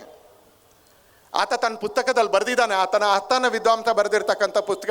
ಇದನ್ನು ದ್ವೇಷ ಭಾಷಣದೊಳಗಡೆ ನೀವೇನು ಬೇಕಾದರೂ ಹಾಕ್ಬೋದು, ಯಾಕಂದರೆ ಇದು ಇತಿಹಾಸದಲ್ಲಿ ಇರ್ತಕ್ಕಂಥ. ಟಿಪ್ಪು ಸುಲ್ತಾನ್ 70,000 ಕ್ರಿಶ್ಚಿಯನ್ರನ್ನ ಕೊಂದ, ಟಿಪ್ಪು ಸುಲ್ತಾನ್ 1,00,000 ಹಿಂದೂಗಳನ್ನ ಕೊಂದ ಅಂತಕ್ಕಂಥದ್ದು ದ್ವೇಷ ಭಾಷಣ ಅಲ್ಲ, ಅದು ಇತಿಹಾಸ, ಅದು ಸತ್ಯವಾಗಿರ್ತಕ್ಕಂಥದ್ದು. ನಿಮಗೆ ಸಹಿಸಕ್ಕೆ ಸಾಧ್ಯ ಆಗಲಿಲ್ಲ ಅಂತ ಹೇಳಿದ್ರೆ ನೀವು ಅದನ್ನು ದ್ವೇಷ ಭಾಷಣ ಅಂತ ಹೇಳ್ಬೋದು. ಕೊಯಮತ್ತೂರಿನ ಹತ್ರ ಹೋದರೆ ಒಕ್ಕಲಿಗರು ಸಿಗ್ತಾರೆ. ತಮಿಳ್ನಾಡಿನಲ್ಲಿ ಎಲ್ರಿ ಒಕ್ಕಲಿಗರು ಅಂತ ಕೇಳಿದ್ರೆ ಒಂದ್ಸಲಿ, ಇಲ್ಲ ಸರ್ ನಾವೊಂದು 300-400 ವರ್ಷದ ಕೆಳಗೆ ಓಡಿ ಬರಬೇಕಾಯ್ತು.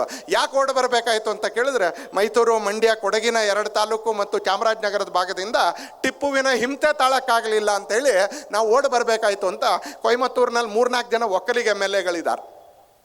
ತಮಿಳ್ನಾಡಿನಲ್ಲಿ ಒಕ್ಕಲಿಗರ ಜಾತಿ ಎಲ್ಲಿದೆ ಅಂತ ಕೇಳಿದ್ರೆ ಈ ಭಾಗದಲ್ಲಿ ಇದ್ದಾರೆ. ಎಲ್ಲಿಂದ ಹೋದ್ರು ಅಂತ ಕೇಳಿದ್ರೆ ಇಲ್ಲಿಂದ ಓಡೋದವ್ರು. ಯಾಕೆ ಓಡೋದ್ರು ಅಂತ ಕೇಳಿದ್ರೆ ಕೃಷಿ ಮಾಡಕ್ಕೆ ಹೋಗಿದ್ದಲ್ಲ,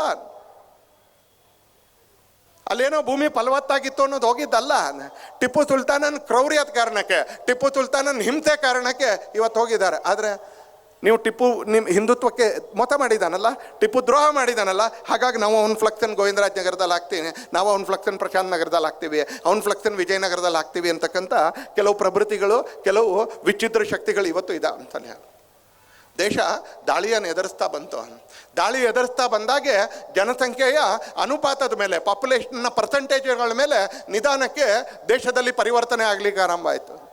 ಕೆಲವು ಭಾಗಗಳಲ್ಲಿ ಹಿಂದೂಗಳು ಕಡಿಮೆ ಆದರು, ಕೆಲವು ಭಾಗಗಳಲ್ಲಿ ಹಿಂದೂಗಳು ಅಲ್ಪಸಂಖ್ಯಾತರಾದರು, ಕೆಲವು ಭಾಗದಲ್ಲಿ ಹಿಂದೂಗಳು ನಗಣ್ಯರಾದರು, ಕೆಲವು ಭಾಗದಲ್ಲಿ ಹಿಂದೂಗಳು ನಿಶ್ಶೇಷರಾದರು. ಪರಿಣಾಮ ಏನು ಅಂತ ಕೇಳಿದ್ರೆ 47ರಲ್ಲಿ ನಾವು ಈ ದೇಶದ 1/3 ಭಾಗ ಭೂಭಾಗವನ್ನು ಹಿಂದೂಗಳ ಸಂಖ್ಯೆ ಕಡಿಮೆ ಆಯಿತು ಅನ್ನೋ ಕಾರಣಕ್ಕೋಸ್ಕರ ಕಳ್ಕೊಳ್ಬೇಕಾಯ್ತು. ಹಿಂದೂ ಸಮಾಜೋತ್ಸವ ನಡೀತಾ ಇರ್ತಕ್ಕಂಥ ಸಂದರ್ಭದಲ್ಲಿ ನಾವು ಹೇಗೆ ನಮ್ಮ ಇತಿಹಾಸ, ನಮ್ಮ ಸಂಸ್ಕೃತಿ ಜ್ಞಾಪಕ ಮಾಡಬೇಕು, ಹಾಗೇ ನೆನಪು ಮಾಡ್ಕೊಳ್ಬೇಕು. ಗೋರಿಪಾಳ್ಯ ಯಾಕಾಯಿತು ಅಂತ ಕೇಳಿದ್ರೆ ಅದು ಹಿಂದೂಗಳ ಜನಸಂಖ್ಯೆ ಕಡಿಮೆ ಆಗಿದ್ದಕ್ಕೋಸ್ಕರ ಗೋರಿಪಾಳ್ಯ ಆಯಿತು.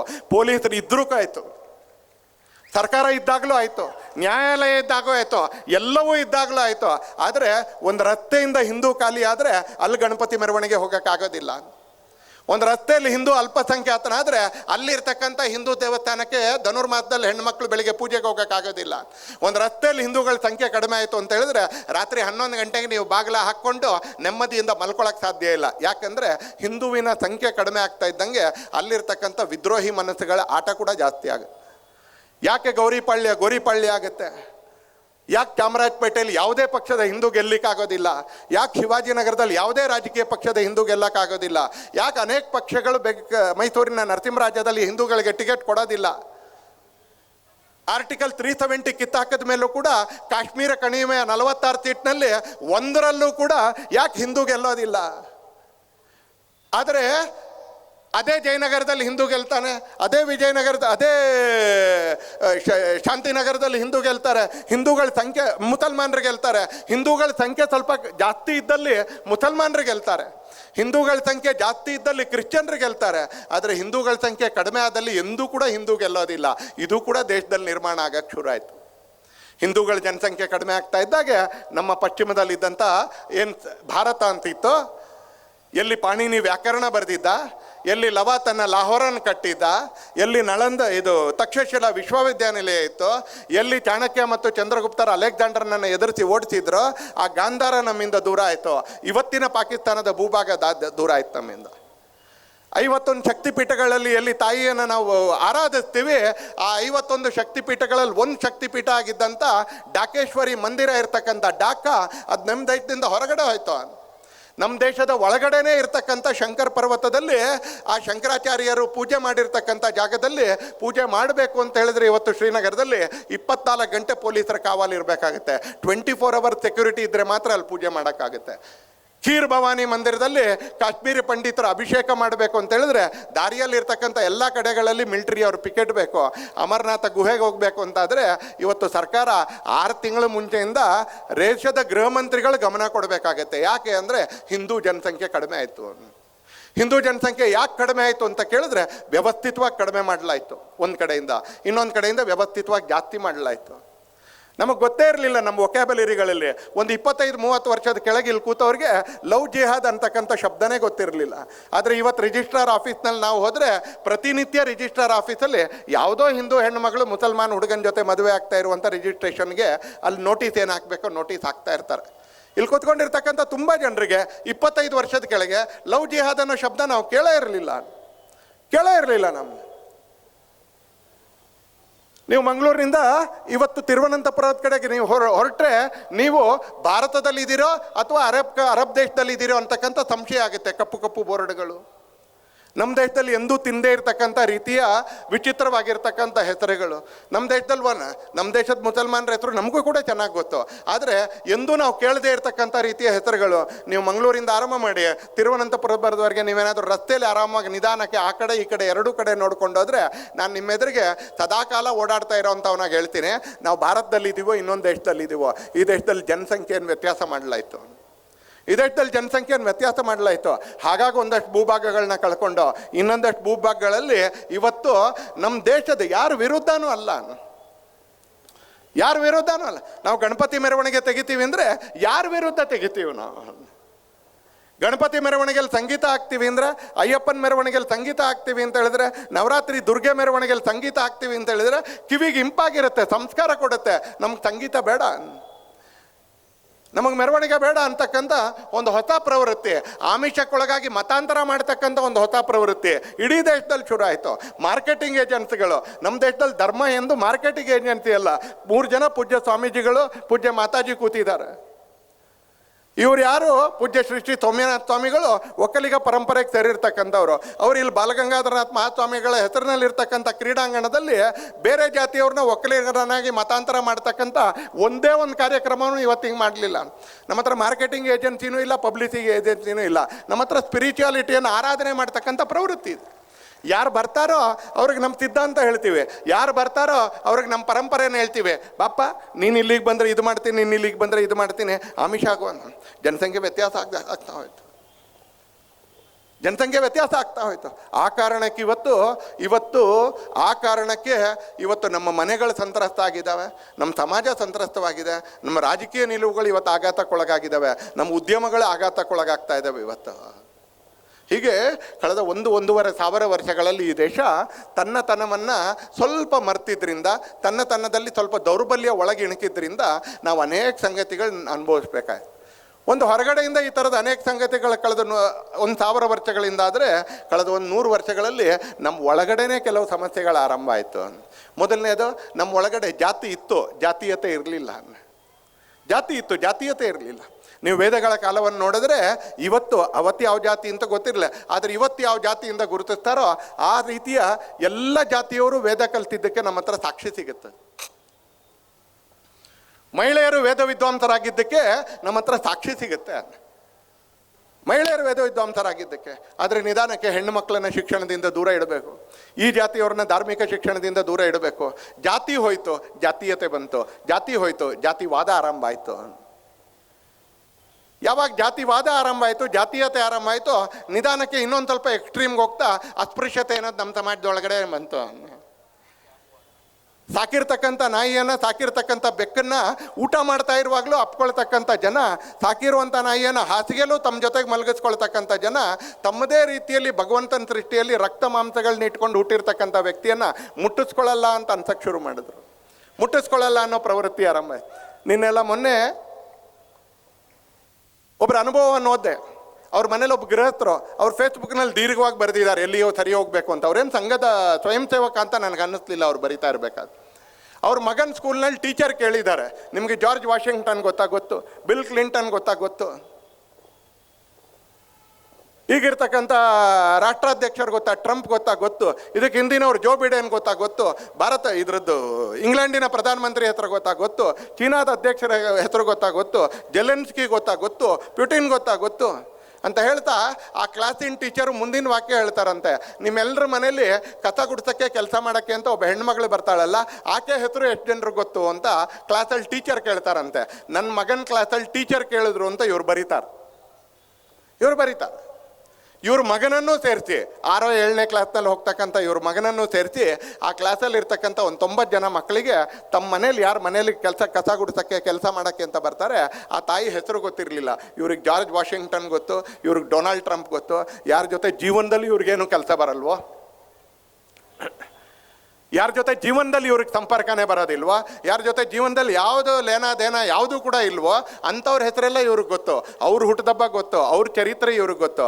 ಆದರೆ ಮನೆಯಲ್ಲಿ ನಮ್ಮ ಬದುಕಿಗೆ ಅಂತ ಸಹಾಯ ಮಾಡ್ತಕ್ಕಂಥ ಒಬ್ಬ ತಾಯಿ ಪ್ರತಿನಿತ್ಯ ತನ್ನ ಮನೇಲಿ ಕಷ್ಟ ಇದ್ದರೂ ಇಲ್ಲಿ ಬರುವಂಥ, ತನಗೆ ಜ್ವರ ನೆಗಡಿ ಇದ್ದರೂ ಕೂಡ ಇಲ್ಲಿ ಮನೆ ಕೆಲಸ ಬರಬೇಕು ಅನ್ಕೋತಕ್ಕಂಥ ಹೆಣ್ಣು ಮಗಳು ತಾಯಿ, ಆಕೆ ಹೆಸರು ನಮಗೆ ಗೊತ್ತಿಲ್ಲ. ಜೊತೆಗೆ ಆಕೆಗೆ ಯಾವ ವಚನದಲ್ಲಿ ಕರೀತಾರೆ ಅಂದರೆ ಅನೇಕ ಮನೆಗಳಲ್ಲಿ ಏಕವಚನದಲ್ಲಿ ಕರೀತಾರೆ. ಯಾಕೆ ಏಕವಚನದಲ್ಲಿ ಕರೀತಾರೆ ಅಂದರೆ ನಮಗಿಂತ ಕೀಳು ಕೆಲಸ ಮಾಡ್ತಾರೆ, ನಮಗಿಂತ ಕೆಳಗಿನ ಜಾತಿ. ಯಾವಾಗ ಇದು ಹೊಕ್ಕೊಳ್ತೋ ಸಮಾಜದಲ್ಲಿ ಬಿರುಕುಗಳು ಸ್ವಲ್ಪ ದೊಡ್ಡದಾಯಿತು. ಯಾವಾಗ ಸಮರಸ್ತೆ ಹೋಯ್ತೋ ಸಮಾಜದಲ್ಲಿ ಒಂದು ಸ್ವಲ್ಪ ಬಿರುಕುಗಳು ದೊಡ್ಡದಾಗಕ್ಕೆ ಶುರು ಆಯಿತು. ಯಾವಾಗ ಅಸ್ಪೃಶ್ಯತೆ ಬಂತು, ಮುಟ್ಟಿಸ್ಕೊಳ್ಳಲ್ಲ ಅಂತ ಆರಂಭ ಆಯಿತು ಅಂತಲೇ. ಯಾವಾಗ ಸಮಾಜ ದುರ್ಬಲ ಆಯಿತು, ಹೊರಗಡೆಯಿಂದ ಆಕ್ರಮಣ ಮಾಡ್ತಕ್ಕಂಥವ್ರಿಗೂ ಭಾಳ ಸುಲಭ ಆಯಿತು ನಮ್ಮನ್ನು ದುರ್ಬಲ ಮಾಡ್ತಕ್ಕಂಥದ್ದು. 47ರಲ್ಲಿ ನಮಗೆ ಸ್ವಾತಂತ್ರ್ಯ ಬಂತು, ಆದರೆ ಭಾರತವಾಗಿ ಉಳ್ಕೊಂಡಿದೆಯಾ ಅಂತ ಕೇಳಿದ್ರೆ ಇವತ್ತು ಭಾರತವಾಗಿ ಉಳ್ಕೊಂಡಿಲ್ಲ. ನಮ್ಮ ಗಡಿಗಳಿದ್ದಾವೆ, ನಮ್ಮ ಹತ್ರ ಸೇನೆ ಇದೆ, ನಮ್ಮ ಹತ್ರ ಒಂದು ಸಂವಿಧಾನ ಇದೆ, ನಮ್ಮ ಹತ್ರ ಒಂದು ಸರ್ಕಾರ ಇದೆ, ನಾವೇ ಮತ ಹಾಕ್ತೀವಿ, ನಮ್ಮ ಮತದಿಂದಲೇ ಆಯ್ಕೆ ಮಾಡ್ತಾರೆ ಒಂದ್ಸಲಿ. ಆದರೆ ಯಾವ ಉದಾತ್ತವಾಗಿರ್ತಕ್ಕಂಥ ಬದುಕು ನಮ್ದಾಗಿತ್ತೋ ಆ ಉದಾತ್ತವಾಗಿರ್ತಕ್ಕಂಥ ಬದುಕು ಇವತ್ತು ನಮ್ಮ ಮನೆಗಳಲ್ಲಿ ಉಳ್ಕೊಂಡಿದೆಯಾ, ನಮ್ಮ ಸಮಾಜದಲ್ಲಿ ಉಳ್ಕೊಂಡಿದೆಯಾ ಅಂತ ಕೇಳಿದ್ರೆ ಉಳಿದಿದೆ, ಆದರೆ ಎಷ್ಟು ಬೇಕೋ ಅಷ್ಟು ಉಳ್ಕೊಂಡಿಲ್ಲ. ಇದೆಲ್ಲವನ್ನು ನೋಡ್ತಾ ಇರುವಾಗ ಇವತ್ತು ನಮ್ಮ ಮುಂದಿನ ದಾರಿಯನ್ನು ನಾವು ಏನು ಮಾಡಬೇಕು ಅಂತ ಯೋಚನೆ ಮಾಡಬೇಕಾಗಿ ಬರುತ್ತೆ ಅಂತಾರೆ. ಒಂದು ಅಪಾರವಾಗಿರ್ತಕ್ಕಂಥ ಸಂಭಾವ್ಯತೆಗಳಿರ್ತಕ್ಕಂಥ ಪಾಸಿಬಿಲಿಟೀಸ್ ಇರ್ತಕ್ಕಂಥ ಮುಂದಿನ ದಾರಿ ಭವಿಷ್ಯದ್ದು. ಹಾಗೆ ಸಾಕಷ್ಟು ಸವಾಲುಗಳು ಇರ್ತಕ್ಕಂಥ ಮುಂದಿನ ದಾರಿ ನಮ್ಮದು. ಸಂಘದ ಶತಾಬ್ದಿ ವರ್ಷದಲ್ಲಿ ಆ ಅಪಾರ ಸಂಭಾವ್ಯತೆಗಳು ನಮಗೆ ಪಾಸಿಬಿಲಿಟೀಸ್ ಏನಿದೆ ಅದು ನಮಗೊಂದು ವಿಶ್ವಾಸನೂ ತಂದುಕೊಡ್ತಾ ಇದೆ. ಹಾಗೆ ಅಗಾಧವಾಗಿರ್ತಕ್ಕಂಥ ಸವಾಲಿಗೆ ನಮ್ಮನ್ನು ನಾವು ಜಾಗೃತನೂ ಮಾಡಿಕೊಳ್ಬೇಕು, ಎಚ್ಚರಿಸ್ಕೊಳ್ಳಬೇಕು ಅಂತಲೇ. ಇವತ್ತು ಭಾರತ ಜಗತ್ತಕ್ಕೆ ಕೊಟ್ಟಿರ್ತಕ್ಕಂಥ ಯೋಗ ಇವತ್ತು ನೂರಾರು ದೇಶಗಳಲ್ಲಿ ಜೂನ್ 21ಕ್ಕೆ ನಡೆದಂಥ ಇಂಟರ್ನ್ಯಾಷನಲ್ ಯೋಗ ಡೇನಲ್ಲಿ ಭಾರತ ಜಗತ್ತಕ್ಕೆ ಕೊಟ್ಟಿರ್ತಕ್ಕಂಥ ಯೋಗ 200ಕ್ಕಿಂತ ಹೆಚ್ಚು ದೇಶಗಳಲ್ಲಿ ಸಾಮೂಹಿಕ ಯೋಗ ಪ್ರದರ್ಶನ ಜೊತೆಗೆ ಯೋಗ ಅಭ್ಯಾಸದ ಜೊತೆಗೆ ಆಚರಣೆ ಆಯಿತು.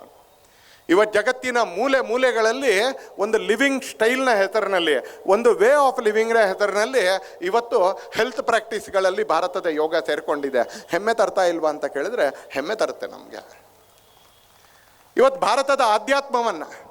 ಭಾರತದ ಆಧ್ಯಾತ್ಮವನ್ನು ನಾವು ಕಲಿಬೇಕು, ಅದರಲ್ಲೊಂದು ಸ್ವಲ್ಪ ಸಮಾಧಾನ ಸಿಗುತ್ತೆ, ಅದರಲ್ಲೊಂದು ಸ್ವಲ್ಪ ನೆಮ್ಮದಿ ಸಿಗುತ್ತೆ ಅಂತ ಆಗ ಆ್ಯಪಲ್ ಕಂಪನಿಯ ಓನರ್ ಆತನೂ ಬಂದ ಶಿವಾನಂದ ಆಶ್ರಮಕ್ಕೆ.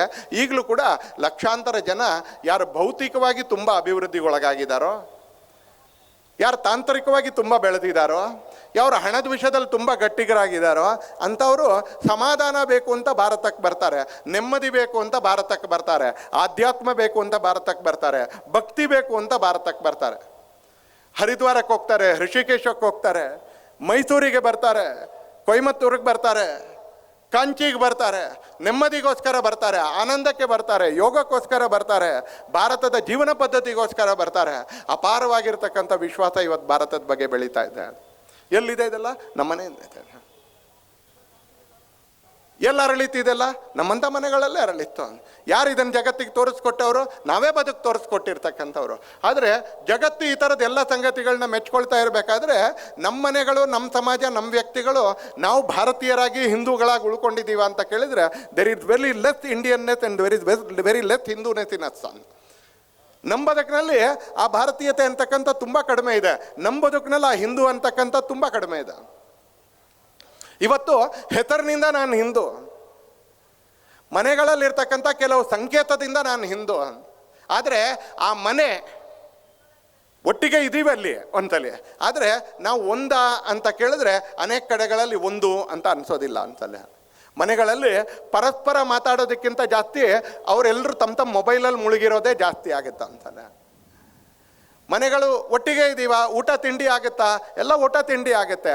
ಆದರೆ ಯಾವ ಮೌಲ್ಯಗಳಿಗೋಸ್ಕರ ನಮ್ಮ ದೇಶದಲ್ಲಿ ಮನೆ ಅನ್ನೋದು ನಿರ್ಮಾಣ ಆಯಿತೋ, ಯಾವ ಗುಣಗಳಿಗೋಸ್ಕರ ಕುಟುಂಬಗಳ ನಿರ್ಮಾಣ ಆಯಿತೋ, ಯಾವ ಸಮಾಜಕ್ಕೆ ತಾಕತ್ತು ತುಂಬಲಿಕ್ಕೆ, ಶಕ್ತಿ ತುಂಬಲಿಕ್ಕೆ ಅಂತ ಮನೆಗಳು ಮತ್ತು ಗೃಹಸ್ಥ ಧರ್ಮ ನಿರ್ಮಾಣ ಆಯಿತೋ, ಆ ಮನೆ ಇವತ್ತು ಆ ಥರ ಮೌಲ್ಯಯುತವಾಗಿರ್ತಕ್ಕಂಥ ಕುಟುಂಬನ ಅಂತ ಕೇಳಿದ್ರೆ ಇವತ್ತು ಮೌಲ್ಯಯುತವಾಗಿರ್ತಕ್ಕಂಥ ಕುಟುಂಬ ಅನೇಕ ಕಡೆಗಳಲ್ಲಿಲ್ಲ. ಅಲ್ಲಿ ಸೌಹಾರ್ದ, ಅಲ್ಲಿ ನೆಮ್ಮದಿ, ಅಲ್ಲಿ ಆನಂದ, ಅಲ್ಲಿ ಪರಸ್ಪರರಿಗೋಸ್ಕರ ಅನುಕೂಲಿಯಾಗಿ ಬದುಕ್ತಕ್ಕಂಥ, ಇದೆಲ್ಲದರ ಜೊತೆಗೆ ಸುತ್ತಲಿನ ಸಮಾಜಕ್ಕೆ ಉಪಕಾರಿಯಾಗಿ ಬದುಕ್ತಕ್ಕಂಥ ಪ್ರವೃತ್ತಿ ಇದೆ ಅಂತ ಕೇಳಿದ್ರೆ ಇವತ್ತು ಭಾಳ ಕಡೆಗಳಲ್ಲಿ ಸ್ವಲ್ಪ ಕ್ವಶನ್ ಮಾರ್ಕ್ ಬರುತ್ತೆ. ನಾವು ಯೋಚನೆ ಮಾಡಬೇಕು. ಇವತ್ತು ಭಾರತ ಜಗತ್ತಿಗೆ ಯೋಗ ಕೊಟ್ಟಿದೆ, ಇವತ್ತು ಭಾರತ ಜಗತ್ತಿಗೆ ಸಂಗೀತ ಕೊಟ್ಟಿದೆ, ಭಾರತ ಜಗತ್ತಿಗೆ ಸಾಫ್ಟ್ವೇರ್ ಇಂಜಿನಿಯರ್ಗಳನ್ನ ಕೊಡುತ್ತೆ, ಭಾರತ ಜಗತ್ತಿಗೆ ಕೋಡಿಂಗ್ ಮಾಡೋರನ್ನ ಕೊಡುತ್ತೆ, ಭಾರತ ಜಗತ್ತಿಗೆ ಟೆಸ್ಟರ್ ಮಾಡೋರನ್ನ ಕೊಡುತ್ತೆ. ಆದರೆ ಇವೆಲ್ಲ ಬೇರೆ ದೇಶಗಳು ಕೊಡುತ್ತೆ. ನಾವೇನು ಕೊಡ್ತಾ ಇದ್ದೀವಿ ಅದನ್ನು ಚೀನಾ ಕೂಡ ಕೊಡುತ್ತೆ, ನಾವೇನು ಕೊಡ್ತಾ ಇದ್ದೀವಿ ಸ್ವಲ್ಪ ಮಟ್ಟಿಗೆ ಪಾಕಿಸ್ತಾನ ಕೂಡ ಕೊಡುತ್ತೆ. ಆದರೆ ಯಾರೂ ಕೊಡ್ಲಿಕ್ಕೆ ಆಗದೆ ಇರತಕ್ಕಂಥ ಅನೇಕ ಸಂಗತಿಗಳು ನಮ್ಮ ಹತ್ರ ಇದ್ದಾವೆ. ಅದನ್ನು ನಾವು ಕೊಡೋದ್ರಲ್ಲಿ ಇವತ್ತು ಕೊಡ್ತಾ ಇದ್ದೀವಿ, ಆದರೆ ಅದು ನಮ್ಮೊಳಗಿದೆಯಾ ಅಂತ ಕೇಳಿದ್ರೆ ಭಾಳ ಕಡಿಮೆ ಇದೆ. ಸಂಘದ ಶತಾಬ್ದಿ ವರ್ಷದ ಸಂದರ್ಭದಲ್ಲಿ, ಹಿಂದೂ ಸಮಾಜೋತ್ಸವ ಸಂದರ್ಭದಲ್ಲಿ ನಾವು ಕೇವಲ ಮುಸಲ್ಮಾನರ ಜನಸಂಖ್ಯೆ ಜಾಸ್ತಿ ಆಗ್ತಾ ಇದೆ, ಆ ಕಾರಣಕ್ಕೆ ಆ ಜನಸಂಖ್ಯೆ ಅನುಪಾತವನ್ನು ಸರಿಯಾಗಿ ಉಳಿಸ್ಕೊಳ್ಳೋಕೆ ಏನು ಮಾಡಬೇಕು ಅದನ್ನು ಮಾಡಬೇಕು ಅನ್ನೋದನ್ನು ಬರೀ ಯೋಚನೆ ಮಾಡಿದ್ರೆ ಸಾಲೋದಿಲ್ಲ. ಅದರ ಜೊತೆಗೆ ನಾವು ನಾವಾಗಿರೋದ್ರ ಬಗ್ಗೆನೂ ಕೂಡ ನಾವು ಯೋಚನೆ ಮಾಡಬೇಕು. ಹಿಂದೂ ಸಮಾಜೋತ್ಸವ ಸಂದರ್ಭದಲ್ಲಿ ಬಾಂಗ್ಲಾದೇಶಿಯರು ಭಾರತದೊಳಗೆ ನುಗ್ಗುತ್ತಾ ಇದ್ದಾರೆ. ಅವರನ್ನು ರಾಜಕಾರಣಿಗಳು ಸ್ಥಳೀಯ ಮಟ್ಟದಲ್ಲೂ ರಾಜ್ಯದ ಮಟ್ಟದಲ್ಲೂ ಬೇರೆ ಬೇರೆ ಕಡೆಗಳಲ್ಲಿ ದೇಶದ ಮಟ್ಟದಲ್ಲೂ ಪೋಷಿಸ್ತಾರೆ. ಯಾಕಂದರೆ ಬಾಂಗ್ಲಾದೇಶಿಯರು ಅವರಿಗೆ ಕೇವಲ ಅಕ್ರಮ ಪ್ರವೇಶಿಗರಲ್ಲ, ಬಾಂಗ್ಲಾದೇಶಿಯರು ಅನೇಕರಿಗೆ ವೋಟ್ ಬ್ಯಾಂಕ್ ಕೂಡ. ಬಾಂಗ್ಲಾದೇಶಿಯರು ಅನೇಕರಿಗೆ ವೋಟ್ ಬ್ಯಾಂಕ್ ಕೂಡ.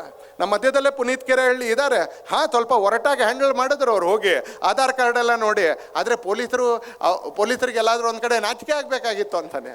ನಾವು ಮಾಡಬೇಕಾಗಿರೋದು ನೀವು ವಯ್ಯ ಮಾಡ್ತಾ ಇದ್ದಾನಲ್ಲ, ಸ್ವಲ್ಪ ಅವನೂ ನಮ್ಮ ಜೊತೆ ಸೇರಿಸ್ಕೊಂಡು ಮಾಡೋಣ ಅನ್ನೋದು ಬಿಟ್ಟು ಅರೆಸ್ಟ್ ಮಾಡಿದ್ರು. ಕೋರ್ಟ್ ಹತ್ರದ ಕಪಾಲ ಕೊಡಿಸ್ಕೊಂಡ್ರು. ಯಾಕಂದರೆ ದ್ವೇಷ ಮಸೂದೆಯ ಸರ್ಕಾರದ ಪೊಲೀಸ್ನವ್ರು ಇವರು.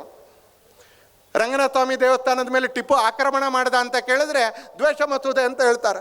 ಪೊಲೀಸ್ನವ್ರು ಹೇಗೆ ತಯಾರಾಗಿದ್ದಾರೆ ಅಂದರೆ ಇನ್ನೂ ರಾಜ್ಯಪಾಲರು ಅದಕ್ಕೆ ಸಹಿನೇ ಹಾಕಿಲ್ಲ. ತರೀಕೆರೆಯಲ್ಲಿ ಹಿಂದೂ ಸಮಾಜೋತ್ಸವ ಭಾಷಣ ಮಾಡೋಕೆ ಹೋದ ನಮ್ಮ ಕಾರ್ಯಕರ್ತನಿಗೆ ಇಲ್ಲದೇ ಇರೋ ಕಾನೂನಲ್ಲಿ ನೋಟಿಸ್ ಇಶ್ಯೂ ಮಾಡ್ತಾರೆ. ಜಗತ್ತಲ್ಲಿ ಇರೋ ಕಾನೂನಿನ ದುರುಪಯೋಗ ನಾವೆಲ್ಲರೂ ಕೇಳಿದ್ದೀವಿ ಒಂದ್ಸಲಿ.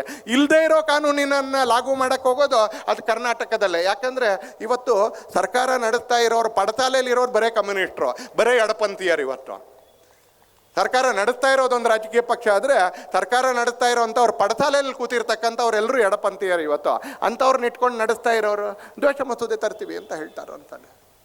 ಆದರೆ ಬರೀ ಅದನ್ನೇ ಎದುರಿಸ್ತಾ ಇದ್ದೀವಿ ಅಂತ ಇಲ್ಲ, ನಮ್ಮ ಒಳಗಿನ ಸಮಸ್ಯೆನೂ ಎದುರಿಸ್ತಾ ಇದ್ದೀವಿ.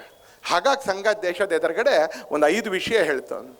ಆ 5 ವಿಷಯವನ್ನು ನಿಮ್ಮ ಎದುರಿಗೆ ಹೇಳಿ ನನ್ನ ಮಾತು ಮುಗಿಸೋವಂಥ ಪ್ರಯತ್ನ ಮಾಡ್ತೀನಿ ನಾನು.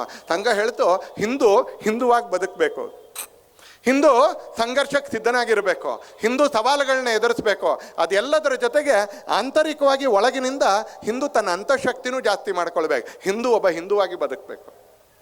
ಮೊದಲನೇ ಸಂಘ ಹೇಳ್ತು, ಪರಿಸರಕ್ಕೆ, ಪರ್ಯಾವರಣಕ್ಕೆ, ಎನ್ವಿರಾನ್ಮೆಂಟ್ ಫ್ರೆಂಡ್ಲಿ ಆಗಿರ್ತಕ್ಕಂಥ ಜೀವನ, ಪರಿಸರಕ್ಕೆ ಅನುಕೂಲವಾಗಿರ್ತಕ್ಕಂಥ ಜೀವನ. ಒಂದಷ್ಟು ನೀರು ಉಳಿಸಿ. ಕಾವೇರಿ ಎಲ್ಲಿಂದ ಬರುತ್ತೆ ಅನ್ನೋ ಕತೆ ಕೇಳಿದ್ರೆ ಮನೇಲಿ ಟ್ಯಾಪ್ ಓಪನ್ ಮಾಡಿ ಇಟ್ಬಿಟ್ಟು ಎಲ್ಲ ಕೆಲಸ ಮಾಡ್ತೀವಲ್ಲ, ನಿಂತೋಗ್ಬಿಡುತ್ತೆ. ಕಾವೇರಿ ತೊರೆಕಾಡಿನಹಳ್ಳಿಯಲ್ಲಿ ಎಲ್ಲಿ ಪಂಪ್ ಮಾಡ್ತಾರೆ ಅಲ್ಲಿಂದ 900 ಅಡಿ ಪಂಪ್ ಮಾಡಬೇಕು ಗೋವಿಂದರಾಜನಗರ ಟ್ಯಾಪ್ನಲ್ಲಿ ನೀರು ಬರೋಕ್ಕೆ. 900 ಅಡಿ ಪಂಪ್ ಮಾಡ್ಲಿಕ್ಕೆ ಬೇಕಾಗಿರ್ತಕ್ಕಂಥ ಪಂಪ್ಗಳು ಹೇಗಿದ್ದಾವೆ ಅಂತ ನಮ್ಮಲ್ಲಿ ಯಾರಾದರೂ ಹೋಗಿ ಒಂದಲ್ಲಿ ನೋಡ್ಕೊಂಡು ಬಂದರೆ ಮನೇಲಿ ಟ್ಯಾಪ್ ಆನ್ ಮಾಡಿ ಇಟ್ಬಿಟ್ಟು ಯಾವತ್ತೂ ಕೂಡ ನಾವು ಮುಖ ತೊಳೆಯಲ್ಲ, ಕೈ ತೊಳೆಯಲ್ಲ, ಶೇವಿಂಗ್ ಮಾಡೋದಿಲ್ಲ ಅಂತಲೇ. ನೀರನ್ನು ಅಲ್ಲಿಂದ ಉಳಿಸ್ಬೇಕು. ದೊಡ್ಡ ದೊಡ್ಡ ಪರಿಸರ ಪ್ರೇಮಿಗಳ ಕೆಲಸ ಏನಿದೆ ಅದನ್ನು ಆಮೇಲೆ ಮಾಡೋಣ ಅಂತಲೇ. ನನ್ನ ಮತ್ತು ನಿಮ್ಮ ಬದುಕಿನಲ್ಲಿ ಯೂಸ್ ಆ್ಯಂಡ್ ಥ್ರೋ ಉಪಯೋಗಿಸಲ್ಲ, ನಾನು ಮಾಡಲ್ಲ. ಏನಿದೆಯೋ ಅದನ್ನು 10 ವರ್ಷಗಳ ಕಾಲ ಮಾಡ್ತೀನಿ. ಇವತ್ತು ಇಲ್ಲಿ ಕೂತ್ಕೊಂಡಿರ್ತಕ್ಕಂಥ ತುಂಬ ಯುವಕರು ಮತ್ತು ಯುವತಿಯರು ತಮ್ಮ ಜೋಬ್ನಲ್ಲಿರ್ತಕ್ಕಂಥ ಅಥವಾ ಪರ್ಸ್ನಲ್ಲಿರ್ತಕ್ಕಂಥ ಪೆನ್ ತೆಗೆದುಬಿಟ್ಟು ನಮ್ಮ ಪ್ರಶ್ನೆ ಕೇಳ್ಕೊಂಡ್ರೆ ಆ ಪೆನ್ ಎಷ್ಟು ವರ್ಷದಿಂದ ನಮ್ಮ ಜೋಬಲ್ಲಿ ಇದೆ ಅಂತ ತುಂಬ ಜನರು 2-3 ದಿನದಿಂದಲೂ ಇದೆ ಅಂತ ಹೇಳೋದಿಲ್ಲ ಅಂತ. ಯಾಕೆ ಅಂತ ಕೇಳಿದ್ರೆ ಇವತ್ತು ಯೂಸ್ ಆ್ಯಂಡ್ ಥ್ರೋ, ಅವ್ರ ಹತ್ರ ತಗೋ ಈ ಕಡೆ ಬಿಸಾಕು, ಇವ್ರ ಹತ್ರ ತಗೋ ಆ ಕಡೆ ಬಿಸಾಕು ಅನ್ನು. ಪರಿಸರಕ್ಕೆ ಅನುಕೂಲಕರವಾಗಿ ಬದುಕಬೇಕು, ಇದು ಕೂಡ ಹಿಂದುತ್ವ. ಬರೀ ಬಾಂಗ್ಲಾದೇಶಿಯರ ಬಗ್ಗೆ ಮಾತಾಡಿದ್ರೆ, ಬರೀ ಜನಸಂಖ್ಯೆ ಬದಲಾವಣೆ ಬಗ್ಗೆ ಮಾತಾಡಿದ್ರೆ ಮಾತ್ರ ಒಬ್ಬ ಹಿಂದೂ ಆಗ್ತೀವಿ ಅಂತಲ್ಲ. ನಾವು ನಮ್ಮ ಸುತ್ತಮುತ್ತ ಪರಿಸರವನ್ನು ಸಂರಕ್ಷಣೆ ಮಾಡ್ತಾ, ನಾವು ಏನನ್ನು ಕೊಳಕನ್ನು ಮಾಡದೆ, ನಾವು ಏನನ್ನು ಪರಿಸರ ನಾಶಕ್ಕೆ ಕೊಡುಗೆಯನ್ನು ಕೊಡದೆ, ನಾವು ಎಲ್ಲವನ್ನೂ ಸದುಪಯೋಗ ಮಾಡ್ತಾ ಎಷ್ಟು ಬೇಕೋ ಅಷ್ಟೇ ಉಪಯೋಗ ಮಾಡ್ತಾ ಬದುಕಬೇಕು. ಇದು ಒಂದು ಹಿಂದೂ ಸಂಯಮ. ಈ ಜಗತ್ತಿನಲ್ಲಿ ಭಾರತ ಜಗತ್ತಿಗೆ ಕಲಿಸ್ಕೊಡ್ತು. ಹಿಂದೂ ಸಂಯಮವನ್ನು ಕಲಿಸ್ದ. ಹಿಂದೂ ಸಂಯಮ ಬರೀ ಇನ್ನೊಬ್ಬ ವ್ಯಕ್ತಿ ಜೊತೆ ಮಾತಾಡಬೇಕಾದ್ರೆ ಮಾತ್ರ ಅಲ್ಲ, ಪರಿಸರದ ಜೊತೆಗೆ ಬದುಕಬೇಕಾದ್ರೂ ಒಂದು ಸಂಯಮ. ನನಗೆ ಎಷ್ಟು ಬೇಕೋ ಅಷ್ಟಿದೆ. ಗಾಂಧೀಜಿ ಒಂದ್ಸಲಿ ಪ್ರಯಾಗ್ರಾಜ್ದಲ್ಲಿ ಇರಬೇಕಾದ್ರೆ, ಊರಿನ ಹೆಸರು ತಪ್ಪು ಇರ್ಬೋದು ನಾನು ಹೇಳ್ತಾ ಇರ್ತಕ್ಕಂಥದ್ದು, ಬೆಳಿಗ್ಗೆ ತನ್ನ ಕ್ಷೌರ ಮಾಡ್ಕೊಳ್ಳೋಕ್ಕೆ ಅಂತ ಒಂದು ಚೊಮ್ಮನಲ್ಲಿ ನೀರು ತೊಗೊಂಡು ಬಂದು ಕ್ಷೌರ ಮಾಡ್ಕೊಳ್ಳೋಕೆ ಆರಾಮ ಮಾಡ್ತಾರಂತೆ ಮಹಾತ್ಮ ಗಾಂಧೀಜಿ. ಸುತ್ತಮುತ್ತ ಇದ್ದಂಥವರೆಲ್ಲ ನಗ್ತಾರೆ, ಏನು ಗಾಂಧೀಜಿ ಇಷ್ಟೊಂದು ಗಂಗೆ ಹರಿತಾ ಇದ್ದಾಳೆ, ಅದರಲ್ಲೇ ನಿಂತ್ಕೊಂಡು ಶೇವಿಂಗ್ ಮಾಡ್ಕೊಳ್ಳೋದು ಬಿಟ್ಬಿಟ್ಟು ಒಂದು ಚೊಮ್ಮ ನೀರು ತೊಗೊಂಡು ಉಪಯೋಗಿಸ್ತಾ ಇದ್ದೀರಲ್ಲ ಕೈ ತೊಳಿಯೋಕ್ಕೆ, ಮುಖ ತೊಳ್ಕೊಳ್ಳೋಕ್ಕೆ ಅಂತ. ಆ ಗಾಂಧೀಜಿ ಹೇಳ್ತಾರಂತೆ, ಗಂಗೆಯಲ್ಲಿ ಒಂದು ಚೊಮ್ಮ ನೀರು ನನಗಿರೋದು, ಗಂಗೆ ನನಗೋಸ್ಕರ ಇರೋದಲ್ಲ, ಗಂಗೆಯಲ್ಲಿ 1 ಚೊಮ್ಮ ನೀರು ನನಗೋಸ್ಕರ ಇದೆ. ದಿನಕ್ಕೆ 80 ಲೀಟ್ರ್ 100 ಲೀಟ್ರ್ 120 ಲೀಟ್ರ್ ಸರ್ಕಾರ ನಮಗೋಸ್ಕರ ಒದಗಿಸುತ್ತೆ ಅಂತಲೇ. ಕಾವೇರಿಯ 120 ಲೀಟ್ರ್ 80 ಲೀಟ್ರ್ 70 ಲೀಟ್ರ್ ನಮಗೋಸ್ಕರನೇ ಇರೋದು. ಆದರೆ 121 ಲೀಟ್ರ್ 122 ಲೀಟ್ರ್ ಏನು ವೇಸ್ಟ್ ಮಾಡ್ತೀವಲ್ಲ ಅದು ನಮಗೋಸ್ಕರ ಇಲ್ಲ. Nature has everything for everybody's needs, but nature doesn't have even a single thing for 1 person's greed ಅಂತ ಒಂದು ವಾಕ್ಯ ಹೇಳುತ್ತೆ. ನಿಮ್ಮ ಅವಶ್ಯಕತೆಗೆ ಬೇಕಾಗಿರುವಷ್ಟು ಈ ಪ್ರಕೃತಿ ಕೊಟ್ಟೇ ಕೊಡುತ್ತೆ. ಯಾಕಂದರೆ ಪ್ರಕೃತಿ ಮತ್ತು ಭಗವಂತ ಯಾವಾಗಲೂ ಉದಾರಿ, ಕೊಡುತ್ತೆ ಒಂದ್ಸಲಿ. ಆದರೆ ನಿಮಗೆ ದುರಾಸೆ ಇದ್ದರೆ ಅದನ್ನು ಪ್ರಕೃತಿ ಕೊಡೋದಿಲ್ಲ. ನಮ್ಮ ದುರಾಸೆ ಕೊಡುವಷ್ಟು ಪ್ರಕೃತಿಲಿಲ್ಲ. ಸಂಘ ಹೇಳ್ತು, ಸಮಾಜದಲ್ಲಿ ಎಲ್ಲರೂ ಹೇಳಿದ್ರು ಪರಿಸರಕ್ಕೆ ಅನುಕೂಲಕರವಾಗಿ ಬದುಕಿ, ಇದು ಕೂಡ ಹಿಂದೂನೇ ಅನ್ನ. ಸಂಘ ಎರಡನೇದು ಹೇಳ್ತು, ನಮ್ಮ ಕುಟುಂಬಗಳು ಮೌಲ್ಯಯುತವಾಗಿರ್ತಕ್ಕಂಥ ಕುಟುಂಬಗಳಾಗಬೇಕು. ತುಂಬ ವಿಸ್ತಾರವಾಗಿರ್ತಕ್ಕಂಥ ವಿಷಯ, ನಾನು ಅದನ್ನೇನು ವಿವರಿಸೋಕ್ಕೆ ಅಂತ ಹೋಗ್ತೀನಿ ಅಂತ ಅಂದ್ಕೊಳ್ಬೇಡಿ ಅಂತಲೇ. ಬರೇ ಹೆಸರಿಟ್ಟಾಕ್ಷಣ, ಬರೇ ಯಾವುದೋ ಒಂದು ವೇಷ ಹಾಕ್ಕೊಂಡಾಕ್ಷಣ, ಬಟ್ಟೆ ಹಾಕ್ಕೊಂಡಾಕ್ಷಣ, ಅಥವಾ ಯಾವುದೋ ಒಂದಷ್ಟು ಪೂಜೆ ಪುನಸ್ಕಾರ ಮಾಡೋದು ಕೂಡಲೇ ನಾವು ಹಿಂದೂ ಆಗ್ತೀವಿ ಅಂತೇನಿಲ್ಲ. ಹಿಂದುತ್ವ ಅನ್ನೋದು ಒಂದು ಜೀವನ ಪದ್ಧತಿ, ಒಂದು ಜೀವನ ಪದ್ಧತಿ. ಆ ಜೀವನ ಪದ್ಧತಿಗೆ ಅನುಗುಣವಾಗಿ ನಮ್ಮ ಮನೆಗಳು ಇದಾವ ಅಂತ ಅವಲೋಕನ ಮಾಡ್ಕೊಳ್ಬೇಕು. ಆ ದಿಕ್ಕಿನ ಕಡೆಗೆ ತಿರುಗಿ ನಡೆಯೋಕೆ ಆರಂಭ ಮಾಡಬೇಕು. ಗುರಿ ತಲುಪೋದಕ್ಕೆ ಆಗಲ್ಲ, ಯಾಕಂದರೆ ಭಾಳ ದೂರ ಇದೆ ಅಂತಲ್ಲಿ. ಆದರೆ ಆ ಗುರಿ ತಲುಪೋ ದಿಕ್ಕಿನಲ್ಲಿ, ಆ ದಿಕ್ಕಿನಲ್ಲಿ ನಡಿಬೋದಲ್ಲ, ನಾವು ನಡಿಬೇಕು. ಮೂರನೇದು ಸಮರಸ ಹಿಂದೂ ಸಮಾಜ. ನಮ್ಮಲ್ಲಿ ಜಾತಿ ಇದೆ. ಹೇಗೊಂದು ಸ್ಕೂಲಲ್ಲಿ ಬೇರೆ ಬೇರೆ ಕ್ಲಾಸಲ್ಲಿ ಸೆಕ್ಷನ್ಗಳು ಇರ್ತಾವೋ ಹಾಗೆ ನಮ್ಮಲ್ಲೂ ಜಾತಿ ಇದೆ. ಅದೊಂದು ವ್ಯವಸ್ಥೆ, ಅದೊಂದು ಅರೇಂಜ್ಮೆಂಟು. 100 ಕೋಟಿ ಅಂತ ಹಾಗಲ್ಲ ಅಂತಲೇ. ಬೇರೆ ಬೇರೆ ನಡವಳಿಕೆಗೆ ಅನುಗುಣವಾಗಿ, ಬೇರೆ ಬೇರೆ ಪೂಜಾ ಪದ್ಧತಿಗಳಿಗನುಗುಣವಾಗಿ ಈ ದೇಶದಲ್ಲಿ ಜಾತಿ ನಿರ್ಮಾಣ ಆಗಿದೆ. ಅದೊಂದು ಎಕ್ಸಿಸ್ಟಿಂಗ್ ಫ್ಯಾಕ್ಟ್, ಅದನ್ನು ಅಕ್ಸೆಪ್ಟ್ ಮಾಡಬೇಕು ಅಂತಲೇ. ಹೇಗೆ ಒಂದು ಸ್ಕೂಲಲ್ಲಿ 50 ಜನ ಇದ್ದಾಗ ಒಂದು ಸೆಕ್ಷನ್ ಇರುತ್ತೋ, 60 ಜನ ಆದಾಗ 2 ಸೆಕ್ಷನ್ ಮಾಡುತ್ತಾರೋ, 90 100 ಆಗ್ತಾ ಇದ್ದಂಗೆ 3ನೇ ಸೆಕ್ಷನ್ ಆಗುತ್ತಾ, ಹಾಗೆ ನಮ್ಮ ದೇಶದಲ್ಲೂ ಜಾತಿ ಇದೆ. ಆದರೆ ಆ ಸ್ಕೂಲ್ನ A section, B section, C ಸೆಕ್ಷನಲ್ಲಿ ಅಲ್ಲಿ ಏನು ಮೇಲು ಕೀಳು ಅಂತಿಲ್ಲ. ಎ ಸೆಕ್ಷನ್ ಅವ್ರಿಗೆ ಜಾಸ್ತಿ ಹೇಳ್ಕೊಡ್ತಾರೆ, ಬಿ ಸೆಕ್ಷನ್ ಅವ್ರಿಗೆ ಕಡಿಮೆ ಹೇಳ್ಕೊಡ್ತಾರೆ, ಸಿ ಸೆಕ್ಷನ್ ಅವ್ರಿಗೆ ಮತ್ತೂ ಕಡಿಮೆ ಹೇಳ್ಕೊಡ್ತಾರೆ. ಇಲ್ಲ, ಒಳ್ಳೆ ಟೀಚರ್ ಎ ಸೆಕ್ಷನ್ಗೆ ಹೋಗ್ತಾರೆ, ಸ್ವಲ್ಪ ಮೀಡಿಯಮ್ ಲೆವೆಲ್ ಟೀಚರ್ ಬಿ ಸೆಕ್ಷನ್ಗೆ ಹೋಗ್ತಾರೆ, ಕೆಟ್ಟ ಟೀಚರ್ ಸಿ ಸೆಕ್ಷನ್ಗೆ ಹಾಕ್ತಾರೆ ಅಂತಿಲ್ಲ. ಇದೆ, ಇಟ್ಸ್ ಅನ್ ಅರೇಂಜ್ಮೆಂಟ್. ಅವುಗಳ ನಡುವೆ ಭೇದ ಇಲ್ಲ ಅಂದರೆ 40 ಆಗ್ತಾ ಇದ್ದಂಗೆ ಆಗುತ್ತೆ. 41ನೇದಾದ ಕೂಡಲೇ ಬಿ ಸೆಕ್ಷನ್ ಶುರು ಆಗುತ್ತೆ, 81ನೇದಾದ ಕೂಡಲೇ ಸಿ ಸೆಕ್ಷನ್ ಶುರು ಆಗುತ್ತೆ ನಿಯಮದ ಪ್ರಕಾರ. ಹಾಗೆ ನಮ್ಮಲ್ಲಿ ಜಾತಿ ಇತ್ತು. ಆದರೆ ಯಾವಾಗಲೂ ಒಂದ್ಸಲಿ ಜಾತೀಯತೆ ಬಂತು, ಯಾವಾಗಲೂ ಒಂದ್ಸಲಿ ಜಾತಿವಾದ ಬಂತು, ಯಾವಾಗಲೂ ಒಂದ್ಸಲಿ ಜಾತಿವಾದ ಬಂತು. ಆ ಕಾರಣಕ್ಕೆ ಅಸ್ಪೃಶ್ಯತೆನೂ ಬಂತು. ಇದು ನಮ್ಮ ಸಮಾಜವನ್ನು ಒಳಗಿಂದ ಕೊರಿತಾ ಇದೆ, ನೆನ್ಪಿಟ್ಕೊಳ್ಳಿ. ಇದು ನಮ್ಮ ಸಮಾಜವನ್ನು ಒಳಗಿಂದ ಟೊಳ್ಳು ಮಾಡ್ದ. ಒಬ್ಬ ಮನುಷ್ಯ ಇನ್ನೊಬ್ಬ ಮನುಷ್ಯನನ್ನು ಮನುಷ್ಯ ಪ್ರೀತಿಯಿಂದ, ಜೀವ ಪ್ರೀತಿಯಿಂದ ನೋಡೋಕ್ಕಾಗಲಿಲ್ಲ ಅಂತ ಕೇಳಿದ್ರೆ ಅವನು ಯಾವತ್ತೂ ಹಿಂದೂ ಆಗ್ಲಿಕ್ಕೆ ಸಾಧ್ಯವೇ ಇಲ್ಲ, ಯಾವತ್ತೂ ಹಿಂದೂ ಆಗ್ಲಿಕ್ಕೆ ಸಾಧ್ಯ. ಹಾಗೊಂದು ಸಮರಸ ಸಮಾಜಕ್ಕೆ ನಮ್ಮದೇ ಆಗಿರ್ತಕ್ಕಂಥ ರೀತಿಯ ನಡವಳಿಕೆಗಳು ಬೇಕು. ಆ ಸಮರಸ ಸಮಾಜ ಕೂಡ ನಮ್ಮ ಹತ್ರ ಬೇಕು. ಇನ್ನು ಸ್ವದೇಶಿ ನಮ್ಮ ದೇಶದಲ್ಲಿ ನಮ್ಮದು ಅಂತ ಒಂದು ಭಾಷೆ ಇದೆ. ಅಮ್ಮ ಮಗುನ ಹತ್ರ ಮಾತಾಡಬೇಕಾದ್ರೆ ಇಂಗ್ಲೀಷ್ ಬೇಕು ಅಂತಿಲ್ಲ, ಟೀಚರು ಸ್ಟೂಡೆಂಟ್ ಹತ್ರ ಮಾತಾಡಬೇಕಾದ್ರೆ ಇಂಗ್ಲೀಷ್ ಬೇಕಾಗ್ಬೋದು. ಆದರೆ ಕನ್ನಡದ ಅಮ್ಮ ಕನ್ನಡದ ಮಗು ಜೊತೆ ಮಾತಾಡೋಕ್ಕೆ ಇಂಗ್ಲೀಷ್ ಬೇಕು ಅಂತಿಲ್ಲ, ತಮಿಳಮ್ಮ ತಮಿಳದ ಮಗು ಜೊತೆ ಮಾತಾಡೋಕ್ಕೆ ಇಂಗ್ಲೀಷ್ ಬೇಕು ಅಂತೇನಿಲ್ಲ, ಮನೇಲಿ ಇಂಗ್ಲೀಷ್ ಬೇಕು ಅಂತಿಲ್ಲ. ನಮಗೆ ವೆಸ್ಟರ್ನ್ ಟೆಕ್ನಾಲಜಿ ಬೇಕು, ವೆಸ್ಟರ್ನ್ ಲೈಫ್ ಸ್ಟೈಲ್ ಬೇಡ. ನಮಗೆ ಪಶ್ಚಿಮ ತಂತ್ರಜ್ಞಾನ ಬೇಕು, ಆದರೆ ಪಶ್ಚಿಮ ಜೀವನ ಶೈಲಿ ಬೇಕಾಗಿಲ್ಲ ನಮಗೆ. ಭಾಳ ಸಲ ಪಶ್ಚಿಮ ತಂತ್ರಜ್ಞಾನ ಸಿಗಲಿಲ್ಲ ಅಂದರೂ ಪಶ್ಚಿಮ ಜೀವನ ಶೈಲಿ ಅಳವಡಿಸ್ಕೊಂಡ್ಬಿಡ್ತೀವಿ. ಇವತ್ತೊಂದು ಏಕರೂಪತೆ ನಮ್ಮದು, ಏಕರೂಪತೆ. ಕೆಲವು ಕಡೆ ಅನುಕೂಲಕ್ಕೆ ಕೆಲವು ಸಂಗತಿಗಳು ಬೇಕು, ಒಪ್ಕೋತೀನಿ ನಾನು ಅಂತಲೇ. ಆದರೆ ಎಲ್ಲ ಅನಾನುಕೂಲ ಆಗುತ್ತೋ ಅಲ್ಲೂ ಅದು ಬೇಕು ಅಂತ ಹೇಳಿದ್ರೆ ಪಶ್ಚಿಮ ಜೀವ ಶೈಲಿ ಏನು ಬೇಕಾಗುತ್ತೋ ಅಂತಲೇ. ಭಾಳ ಕಷ್ಟಪಟ್ಟು ಯೂನಿವರ್ಸಿಟಿಗಳಲ್ಲಿ ದಪ್ಪ ಗೌನಿಯನ್ನು ಹಾಕ್ಕೊಳ್ತಾ ಇದ್ರು ಗ್ರ್ಯಾಜುಯೇಷನ್ ಸೆರೆಮನಿಗೆ. ಇವತ್ತು ಒಂದು 90% ಯೂನಿವರ್ಸಿಟಿಗಳಲ್ಲಿ ಕಡಿಮೆ ಆಗಿಬಿಟ್ಟಿದೆ. ಇನ್ನು ಕೋರ್ಟ್ನಲ್ಲಿ ಆ ಜಡ್ಜ್ಗಳನ್ನ ಮತ್ತು ಆ ಅಡ್ವೊಕೇಟ್ಗಳನ್ನ ನೋಡಿದ್ರೆ ನನಗೊಂಥರ ಬೇಜಾರಾಗುತ್ತೆ, ಸಹಾನುಭೂತಿ ಹುಟ್ಟುತ್ತೆ ಅವ್ರ ಹತ್ರ. ದಿಲ್ಲಿ ಅಂಥ ಕಡೆಗಳಲ್ಲಿ, ಆಗ್ರಾದಂಥ ಕಡೆಯಲ್ಲಿ, ಜೈಪುರದಂಥ ಕಡೆಗಳಲ್ಲಿ ಟೆಂಪ್ರೇಚರ್ 46 ಡಿಗ್ರಿ 47 ಡಿಗ್ರಿ ಇರಬೇಕಾದ್ರೆ ನಮ್ಮ ಕೋರ್ಟ್ಗಳು ಮತ್ತು ನಮ್ಮ ಅಡ್ವೊಕೇಟ್ಗಳನ್ನ ನೋಡಿದ್ರೆ, ಅವ್ರು ಹಾಕ್ಕೊಳ್ಳೋ ಬಟ್ಟೆಗಳನ್ನ ನೋಡಿದ್ರೆ ನಮ್ಗೆ ಆಶ್ಚರ್ಯ ಆಗುತ್ತೆ. ಯಾಕೆ ಹಾಕ್ಕೋತಾರೆ ಈ ಥರ ಅಂತ ಅನ್ಸುತ್ತೋ ಅಂತ. ಯಾಕೆ ಅಂದರೆ ಆ ದೇಶದಲ್ಲಿತ್ತು. ಮೊನ್ನೆವರೆಗೂ ಸರ್ಕಾರ ಬದಲಾಗೋವರೆಗೂ ಆ ಬ್ರಿಟಿಷರ ಕಾಲದಲ್ಲಿ ಅವರ ರಾಣಿಯ ಎದುರುಗಡೆ ಭಾರತದ ಬಜೆಟನ್ನು ಇಟ್ಟ ಮೇಲೆ ಆಮೇಲೆ ಇಲ್ಲಿ ಸಾಯಂಕಾಲ ಏನು ಬಜೆಟ್ ಆಗ್ತಿತ್ತೋ ಆ ಬಜೆಟಿನ ದಿನವನ್ನೇ ಮುಂದುವರಿಸಿದ್ರು. ಇತ್ತೀಚೆಗೆ ಬದಲಾಗಿ ಫೆಬ್ರವರಿ 1ನೇ ತಾರೀಕಿಗೆ ಬಂತದು, ಇತ್ತೀಚೆಗೆ ಬದಲಾಯಿತು. ನಮ್ಮದು ಅಂತ ಒಂದು ನಮ್ಮತನ ಇದೆ. ಅದು ಭಾಷೆಯಲ್ಲಿ ಇರ್ಬೋದು, ವೇಷದಲ್ಲಿ ಇರ್ಬೋದು, ರೀತಿ ನೀತಿಯಲ್ಲಿ ಇರ್ಬೋದು. ಭಾರತದ್ದೊಂದು ರೀತಿ ಇದೆ ಅಂತ. ಭಾರತದ್ದೊಂದು ರೀತಿ ಅಂದರೆ ಕೂಪಮಂಡುಕ ಅಲ್ಲ, ನಮ್ಮದೇ ಶ್ರೇಷ್ಠ ಅಂತಕ್ಕಂಥ ಒಣ ಬಂಡಾಚಾರ ಅಥವಾ ಒಣ ಅಹಂಕಾರ ಅಲ್ಲ. ನಾನು ಹೇಳ್ತಾ ಇದ್ದೀನಿ, ಪಶ್ಚಿಮದ ಎಲ್ಲ ಒಳ್ಳೆ ಬೇಕು, ನಮಗೆ ತಂತ್ರಜ್ಞಾನ ಬೇಕು, ಆದರೆ ಪಶ್ಚಿಮದ ಜೀವನ ಶೈಲಿ ಬೇಕು ಅಂತ ಇಲ್ಲ, ಪಶ್ಚಿಮದ ಆಹಾರ ವಿಹಾರ ಬೇಕು ಅಂತ ಏನಿಲ್ಲ ಅಂತ, ಪಶ್ಚಿಮದ ರೀತಿ ನೀತಿ ಬೇಕು ಅಂತ ಏನಿಲ್ಲ ಅಂತ. ಇವತ್ತು ಫ್ಯಾಷನ್ನ ಹೆಸರಿನಲ್ಲಿ, ಪ್ರೆಸ್ಟೀಜ್ನ ಹೆಸರಿನಲ್ಲಿ, ಒಣ ಅಹಂಕಾರದ ಹೆಸರಿನಲ್ಲಿ ನಾವು ಪಶ್ಚಿಮ ಜೀವನ ಶೈಲಿಯನ್ನು ಅಳವಡಿಸ್ಕೊಳ್ತಾ ಇದ್ದೀವಿ. ಅದರಿಂದ ದೂರ ಬರ್ತಾ ಸ್ವದೇಶಿತನ, ಸ್ವಭಾವತನ, ನಮ್ಮ ದೇಶ ನಮ್ಮತನ ಇದು ನಮ್ಮ ಜೀವನದಲ್ಲಿ ಬರಬೇಕು ಅನ್ನೋ. ಇನ್ನು ಕಡೆಯದು ಒಂದು ನಾಗರಿಕ ಸಮಾಜದಲ್ಲಿ ಬದುಕ್ತಾ ಇರಬೇಕಾದ್ರೆ ನಮಗೆ ಭಾರತ ಒಂದು ಸಂವಿಧಾನ ಕೊಟ್ಟಿದೆ. ನಮ್ಮ ಭಾರತದ ಸರ್ಕಾರ, ರಾಜ್ಯದ ಸರ್ಕಾರ, ಇಲ್ಲಿನ ಕಾರ್ಪೊರೇಷನ್ಗಳು ಒಂದಷ್ಟು ಸಾಮೂಹಿಕ ಜೀವನಕ್ಕೆ ಬೇಕಾಗಿರ್ತಕ್ಕಂಥ ನಿಯಮಗಳನ್ನ ರೂಪಿಸ್ತಾವ ಅಂತ. ಆಗ ಒಬ್ಬ ನಾಗರಿಕ ಕರ್ತವ್ಯದ ಅಡಿಯಲ್ಲಿ ನಾವು ಸಾಮಾನ್ಯವಾಗಿರ್ತಕ್ಕಂಥ ನಿಯಮಗಳನ್ನ ನಾವು ಪಾಲಿಸ್ತೀವ ಅನ್ಸಲ್ಲೇ. ನಾನು ಆಗಲೇ ಆರಂಭದಲ್ಲಿ ಹೇಳಿದೆ, ನಿಯಮ ಭಂಗ ಮಾಡಿದ್ರೆ ದೊಡ್ಡ ಲೀಡರು ಅಂತ ಅನೇಕರಿಗೆ ಅನ್ನಿಸ್ಬಿಟ್ಟಿದೆ ಅಂತಲ್ಲೇ. ಇಲ್ಲ, ನಮ್ಮ ಪ್ರಧಾನಮಂತ್ರಿಗಳು ಈ ಥರದ ಕಾರ್ಯಕ್ರಮದಲ್ಲಿ ಎಲ್ಲಾದರೂ ಪೇಪರ್ ಸಿಕ್ಕಿದ್ರೆ ತೆಗೆದು ಅದನ್ನು ಜೋಬಿಗೆ ಹಾಕ್ಕೊಳ್ತಾರೆ ಅನ್ಸಲ್ಲೇ. ಯಾಕೆ ಅಂದರೆ ಸ್ವಚ್ಛತೆ ಬಗ್ಗೆ ಒಂದು ಸಂಕಲ್ಪ ಇದೆ. ನಾನು ಸ್ವಚ್ಛ ಭಾರತ್ ಅಂತ ಹೇಳಿದ್ದೀನಿ, ಸ್ವಚ್ಛತೆ ಬಗ್ಗೆ ನನಗೊಂದು ಸಂಕಲ್ಪ ಇದೆ. ಒಂದು ನಿಯಮ, ಮರ್ಯಾದಾ ಪುರುಷೋತ್ತಮ ರಾಮಚಂದ್ರನ ದೇಶ ನಮ್ಮದು. ಒಂದು ಸಾಮೂಹಿಕವಾಗಿರ್ತಕ್ಕಂಥ ನಿಯಮಗಳಿದ್ದರೆ ಆ ನಿಯಮಕ್ಕೆ ಅನುಗುಣವಾಗಿ ನಮ್ಮ ವ್ಯಕ್ತಿಗತ ಬದುಕು, ನಮ್ಮ ಸಾಮೂಹಿಕ ಬದುಕು ಎರಡೂ ಕೂಡ ಅದಕ್ಕೆ ಅನುಗುಣವಾಗಿರಬೇಕು. ಹಾಗಾದಾಗ ಮಾತ್ರ ದೇಶ ಒಳ್ಳೆಯದಾಗುತ್ತೆ, ಸಮಾಜಕ್ಕೆ ನಾವು ಆಸ್ತಿ ಆಗ್ತೀವಿ. ಹಾಗಾಗಿ ಒಂದಷ್ಟು ಸಿವಿಕ್ ಡ್ಯೂಟೀಸ್ ಅಂತಿದೆ, ನಾಗರಿಕ ಕರ್ತವ್ಯ ಅಂತಿದೆ. ಪೊಲೀಸರು ಇಲ್ಲದೇ ಇದ್ದರೂ ನಾನು ಟ್ರಾಫಿಕ್ ಸಿಗ್ನಲ್ ಫಾಲೋ ಮಾಡ್ತೀನಿ. ಮೆಟ್ರೋ ಹತ್ತಾ ಇರಬೇಕಾದ್ರೆ ಅಲ್ಲಿ ಒಬ್ಬ ಹೆಣ್ಮಗಳನ್ನ ನಿಲ್ಲಿಸ್ತಾರೆ ಮೆಟ್ರೋ ಸ್ಟೇಷನಲ್ಲಿ. ಆಕೆ ಇಲ್ದಿದ್ರು ನಾವು ಒಬ್ಬರು ಹಿಂದ್ಗಡೆ ಒಬ್ರು ನಿಂತ್ಕೊಳ್ಳೋಕೆ ನಮಗೆ ಬರುತ್ತೆ ನಮಗೊಬ್ಬರಿಂದ. ನಮ್ಮನ್ನು ಒಬ್ರು ಹಿಂದ್ಗಡೆ ಒಬ್ರು ನಿಲ್ಲಿಸ್ಕೊಳ್ಳೋಕ್ಕೆ ಇಷ್ಟು ಓದಿರೋ ನಮಗೆ ಅಲ್ಲೊಬ್ಬ ಕಡಿಮೆ ಓದಿರ್ತಕ್ಕಂಥ ಹೆಣ್ಮಕ್ಳ ಅವಶ್ಯಕತೆ ಇಲ್ಲ, ಗಾರ್ಡಿನ ಅವಶ್ಯಕತೆ ಇಲ್ಲ. ನಮ್ಗೆ ಒಬ್ಬರಿಂದ ಒಬ್ರು ನಿಂತ್ಕೊಳ್ಳೋಕೆ ಬರುತ್ತೆ. 4 ಜನ ಮಾಡೋಕ್ಕೆ ಶುರು ಮಾಡಿದ್ರೆ ಆರಾಮಾಗಿ ಉಳಿದವರೆಲ್ಲರೂ ಮಾಡ್ಲಿಕ್ಕೆ ಆರಾಮ ಮಾಡ್ತಾರೆ. ಹಾಗೊಂದು ಸಾಮೂಹಿಕ ಬದುಕಿನಲ್ಲಿ ಒಂದಷ್ಟು ಸಿವಿಕ್ ಡ್ಯೂಟೀಸ್ ಇದೆ, ಒಂದಷ್ಟು ನಾಗರಿಕ ಕರ್ತವ್ಯಗಳಿದೆ. ಸಂಘ 100 ವರ್ಷ ಆದಂಥ ಸಂದರ್ಭದಲ್ಲಿ ಸಂಘದ ಬಿಲ್ಡಿಂಗ್ ಕಟ್ಟಬೇಕು, ಸಂಘದ ಸೆಂಟೆನರಿ ಇಯರ್ ಮಾಡಬೇಕು ಅಂತ ಹೊರಡಲಿಲ್ಲ.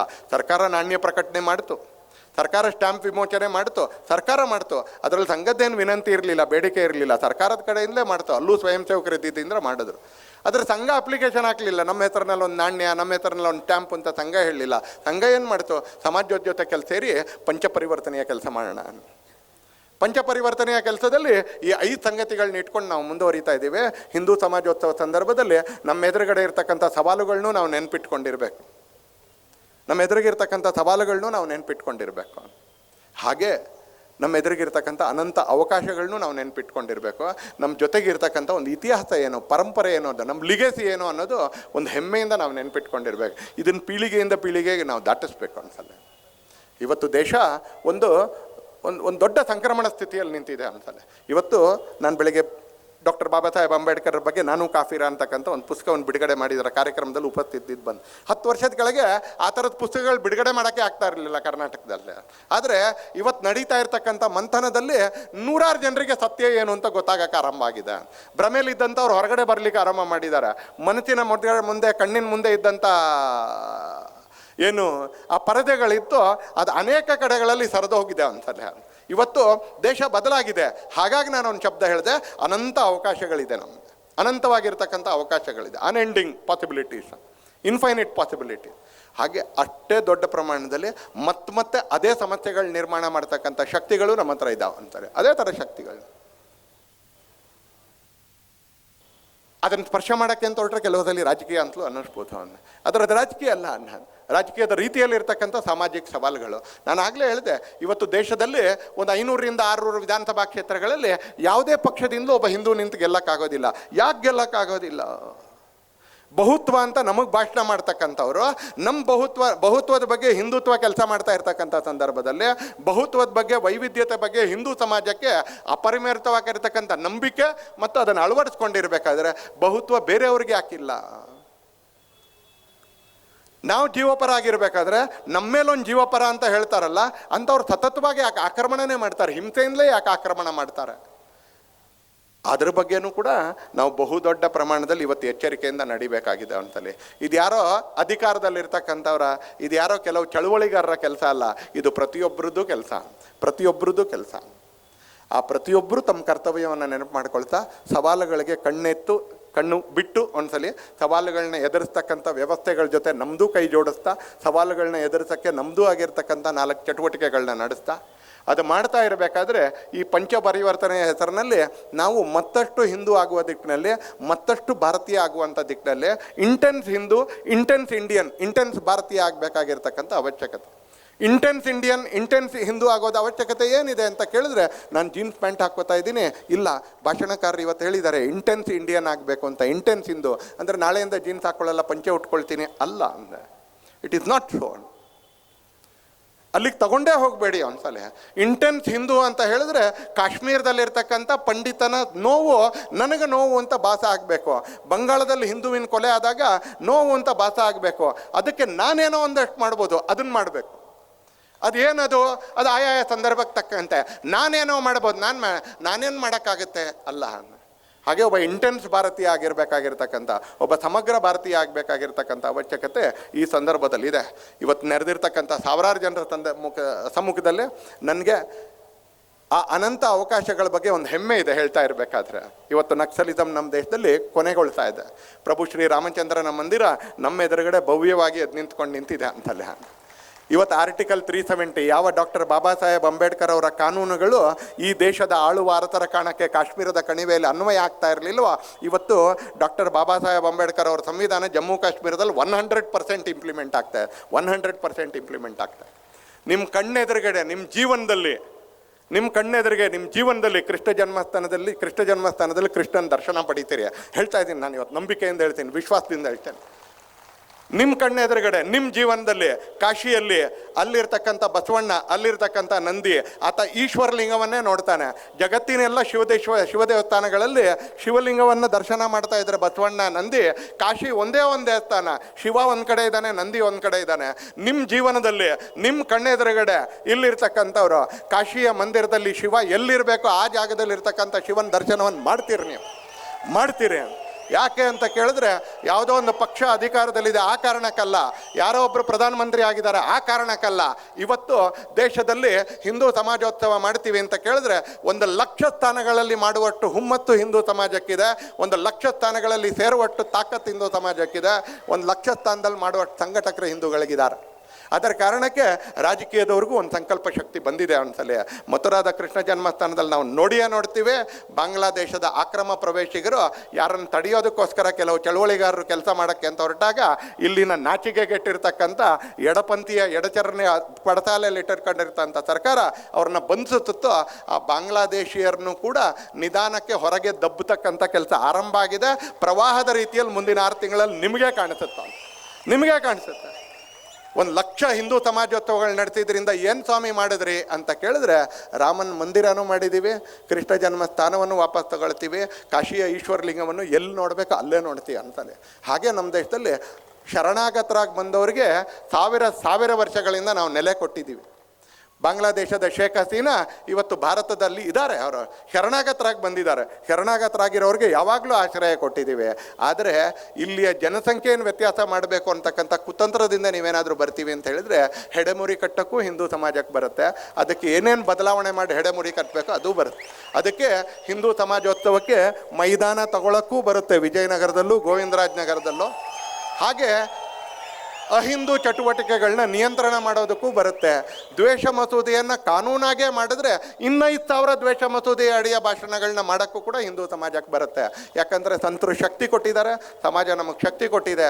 ಆ ಒಂದು ಅಖಂಡವಾಗಿರ್ತಕ್ಕಂಥ ಅಜೇಯವಾಗಿರ್ತಕ್ಕಂಥ ಹಿಂದೂ ಸಮಾಜವನ್ನು ಜಗತ್ತಿಗೆ ಯಾವುದು ಕೃಣ್ವಂತೋ ವಿಶ್ವಮಾರ್ಯಮ ಅಂತಕ್ಕಂಥ ಸಂದೇಶ ಕೊಡುವಂಥ ಹಿಂದೂ ಸಮಾಜವನ್ನು ಮತ್ತೊಂದು ಸಲ ನಮ್ಮ ಕಣ್ಣೆದುರಿಗೆ ಕಾಣ್ತಕ್ಕಂಥ ಒಂದು ಅದ್ಭುತವಾಗಿರ್ತಕ್ಕಂಥ ದೃಶ್ಯ ಕಾಣ್ತಕ್ಕಂಥ ಸಂಭಾವನೆ ಇರುವಂಥ ದಿನಗಳಲ್ಲಿ ನಾವೆಲ್ಲರೂ ಇದ್ದೀವಿ. ಒಂದು ಮನಸ್ಸಿನಿಂದ ಒಂದು ಸಂಕಲ್ಪದ ಜೊತೆಗೆ ನಾವಿವತ್ತು ಈ ಕಾರ್ಯಕ್ರಮದಲ್ಲಿ ಪಾಲ್ಗೊಂಡಿದ್ದೀವಿ.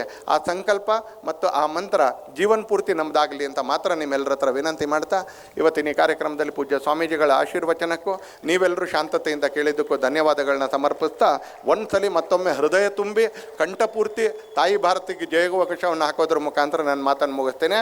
ಭಾರತ್ ಮಾತಾ ಕೇ. ಇನ್ನೂ ಒಂದು 8 ಜನರಿಗೆ ಕೈ ನೋವು ಕಾಣಿಸ್ತಾ ಇದೆ. ಭಾರತ್ ಮಾತಾ ಕೇ. ಹರ ಹರ ಹರ ಹರ ಭಾರತ್ ಮಾತಾ ಕೇ. ವಂದೇ ವಂದೇ ವಂದೇ. ನಮಸ್ಕಾರ. ನಿಖರ ಸುದ್ದಿ, ಸದಭಿರುಚಿಯ ಕಾರ್ಯಕ್ರಮ. ನೀವು ನೋಡ್ತಾ ಇದ್ದೀರಾ ಕಹಳೆ ನ್ಯೂಸ್, ಸಮಾಜದ ಜಾಗೃತಿಗಾಗಿ ವಸ್ತುನಿಷ್ಠ ವರದಿ.